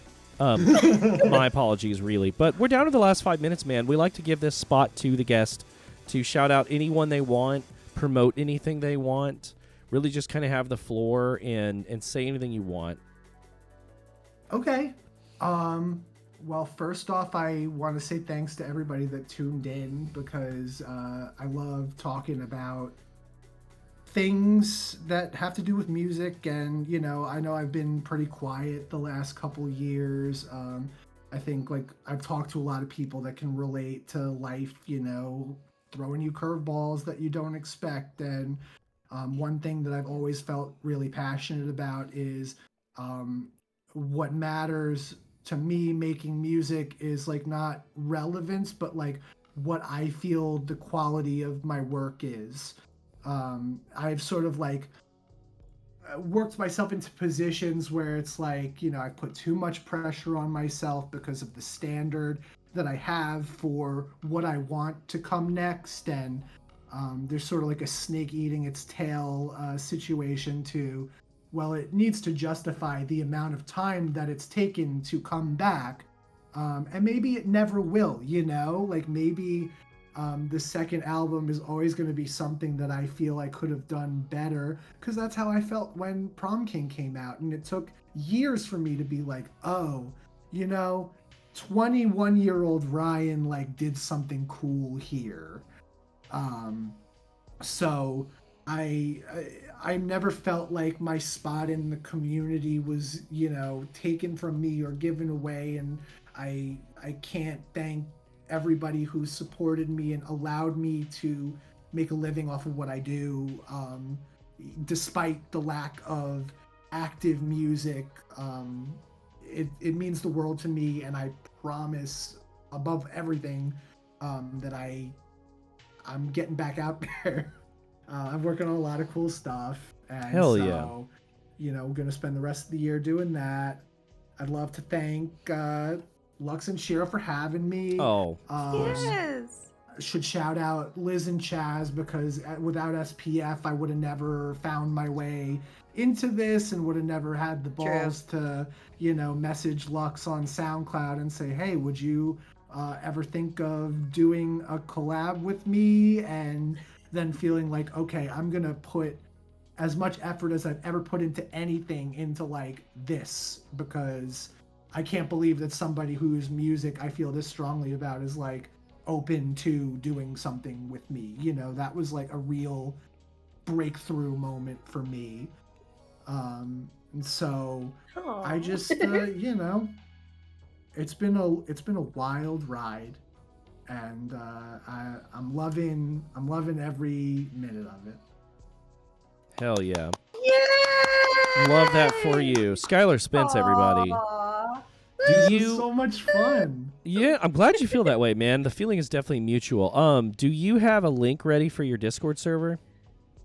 Oh, sure. Or is it invite only? Is there do you have to I pay think it is or invite join only because we were Okay. keeping out the trolls, but Okay, you don't have to pay, did you don't that have to work? post if no, you don't no, want to. no. It's more than welcome. Let me see. Yeah, I know short stuff is in here. Maybe she can post it. I got it. Oh, you got it? Okay. Yeah. Hard. Posted. Very cool. Y'all join the Sweet. Skylar Spence. Don't any trolls join. I don't think we have any of those in chat. Nah, But trolls y'all can join that. Y'all join the Just Saint don't- Pepsi don't server. do anything you wouldn't do here. Yep. Please. All the same And- rules apply. Yes. Do you have any shows coming up? I don't. I'll just say it because it's not announced yet, but I am going to be playing New Year's Eve in LA. Oh, awesome! That's great. So if Love that. anybody, if anybody's looking for something to do in California, New Year's Yep. Eve, definitely Love California, man. keep glued to my socials. I might end up being able to like put together a regular dance party here in New York. Hopefully that Ooh. works out. We'll see That how would it be goes. phenomenal. And then, I just want to spend like the next month or two like wrapping up things so that I can tour next year, and Yes. hopefully I'll be in y'all's towns sooner than later. Yes, I know you're. please. Yeah, that'd be delightful. I know you're on Vaporwave 3. Yes. Yeah. November 15th. That's a 2 great p.m. plug. Eastern. Well, I promise I wasn't searching for that, but twitch.tv/hot takes vapor I was right thinking here. about like, oh, what am I doing? Like, what days do I have like locked in where I'm not going to be at home? And then Hey, wait. IRL LA show, y'all go to that, but also tune in on the 15th of November at 3 Eastern, I believe it was, or 2 Eastern, sorry. Twitch.tv/hot takes vapor. The lineup is hard as fuck, and it's definitely got Skylar Spence on it, so just saying. Man, this has been amazing. Lux, do you want to talk about anything you've got going on? Sure. On the Vapor Aid note, I am going to be doing a set, but it won't be a Lux set. It will be a Creative Zen set. My weird little MP3 tribute release. Like I one day was like, man, I really miss my MP3 players. I'm going to create an entire album based upon it. So if you haven't heard it, I just linked it in the chat. I'll link it in main chat. I think. Nice. I don't know if you heard it, Ryan. I feel like you did. I can't remember. Yes, send it regardless. Oh, yes, I see it. Yes. So thank you, Quiz, for your kind words. But yeah, I'm doing that. I'm actually doing quite a few things URL wise. There's going to be, outside the Creative Zen set, I am doing a 1-800 Tonight set, my weird like VHS, I guess I'll just call it horny music because it's all Playboy samples. That set's going to be at Enter the Void whenever that happens in December. There was another show that I was going to announce, but it has gotten pushed back to February, so I will wait on that. But just know that that set, whenever it happens, is weird. And there is an yet to be announced thing happening around Christmas. It won't be a Christmas set from moi, but I have some plans for that. And a hint, something cool is happening in May, something that's been brought up in the past on here, and that's all I can say on that. What about you, Hell Isaac? Yeah. Well, I hear you have a bi-weekly radio show that is on YouTube, just saying. So we're going to run that ad again. Yeah, y'all tune in to Neon Nights. Yeah, Neon Nights, I know. I'm slacking off on that. Drop the link Neon if you don't mind while sure. I talk. Yes, go for it. So I just did a set for Rouge Fest 2K25. Rouge Fest 2K25 was last Saturday, not like Saturday 2 days ago, but like a week and 2 days ago. And I missed the entire fucking thing because I was driving to Texas for my little brother's wedding, which was objectively more important. I'm sorry, Rouge, but I missed it. And I did a 20-minute synthwave / dark synth DJ set where I just kind of started with like some really like nice kind of like 80s throwback stuff, and then ended up with like just like Death by Terminator type beats over the course of 20 minutes. And Jumper Kimmons started the visuals, had some technical difficulties, and passed the torch on to Rouge Corp. So Jumper Kimmons and Rouge Corp together did the visuals, and I found them to be really delightful. I liked the set. I always give my A game to Rouge Corp. So if you like, music that's kind of in the pastiche of 80s music, if you like, neon grids and night drives and all that, that kind of passe. I wouldn't say it's passe, but you know what you're going to be getting. You know what you're going to be getting. I missed it because I hate Rouge Corp. That's right, Night Leak. Vapor Aid 3, November 15th at 2 p.m. at twitch.tv/hottakesvapor. I've got a 20-minute Deconstructed Club DJ set with visuals by Guns, who was in chat earlier for a little bit. I've seen the visuals. I'm very pleasantly surprised. The set is going to be very bombastic. Just a lot of searing, unsettling, alien, just cold, violent, brutal beats. Some of the best Deconstructed Club that I've found, with visuals featuring everything from just like tech stuff, foundries, urban warfare, that kind of stuff. So it's going to be a really good set. Definitely recommend you guys tune into Vapor Aid 3 because all donations are going to, I believe we are still donating to help people in Palestine. Yeah, so, mutual aid. Mutual aid in Palestine. Yeah. Yeah, the lineup is banger. We'll run the ad again after the episode. It's a banger lineup. And then a week later, 8 days, is Dystopian Oasis's virtual mall, put together by Dystopian Oasis. That's Jenny Jankum and yeah, the guy's name is escaping me. I'm sorry, you guys. The top 5 young Shiro moments. But I'm doing. I told him, I said, if I'm gonna do your festival, you're gonna let me play for an hour. If you want me to play vaporwave, I'm going for an hour. And they were like, Queen's Gnome, thanks, Roj. Queen's Gnome and Jenny Jankum, free flowers to other people who don't know Jenny. I said, I'm doing an hour of vaporwave, and they said, okay. So I've got an hour-long vaporwave DJ set that I'm pretty proud of. Pretty damn proud of. The Dab Wizard's doing visuals. I don't want to give away too much, but the Dab Wizard was like, send me as much footage of you as possible, and what are your favorite video games, TV shows, movies? And I'm just like, okay, this is going to be an intensely personal set of visuals. So, sorry, guys, it's an hour-long set. Oh, well, it's a great set. At least I think it is. Lower it tempo. sounded lovely. Oh, thank you. Lower tempo. Old stuff, new stuff. Anyways, beyond that, IRL show happening in December. Haven't had the actual date drop yet, and I don't want to say who, what, when, or why. So that's going to be good. Putting together another IRL show actually around that time. We're in the beginning stages of, but just no details that I'm at liberty to say anything about. Roche Corp has actually begun organizing, and he said we could talk about it. He's begun organizing another live stream event that you, I believe, hinted at in December. Yes. So that's pretty cool. He closed submissions already. It's not something that he said needed to be a secret. So I'm doing a set for that.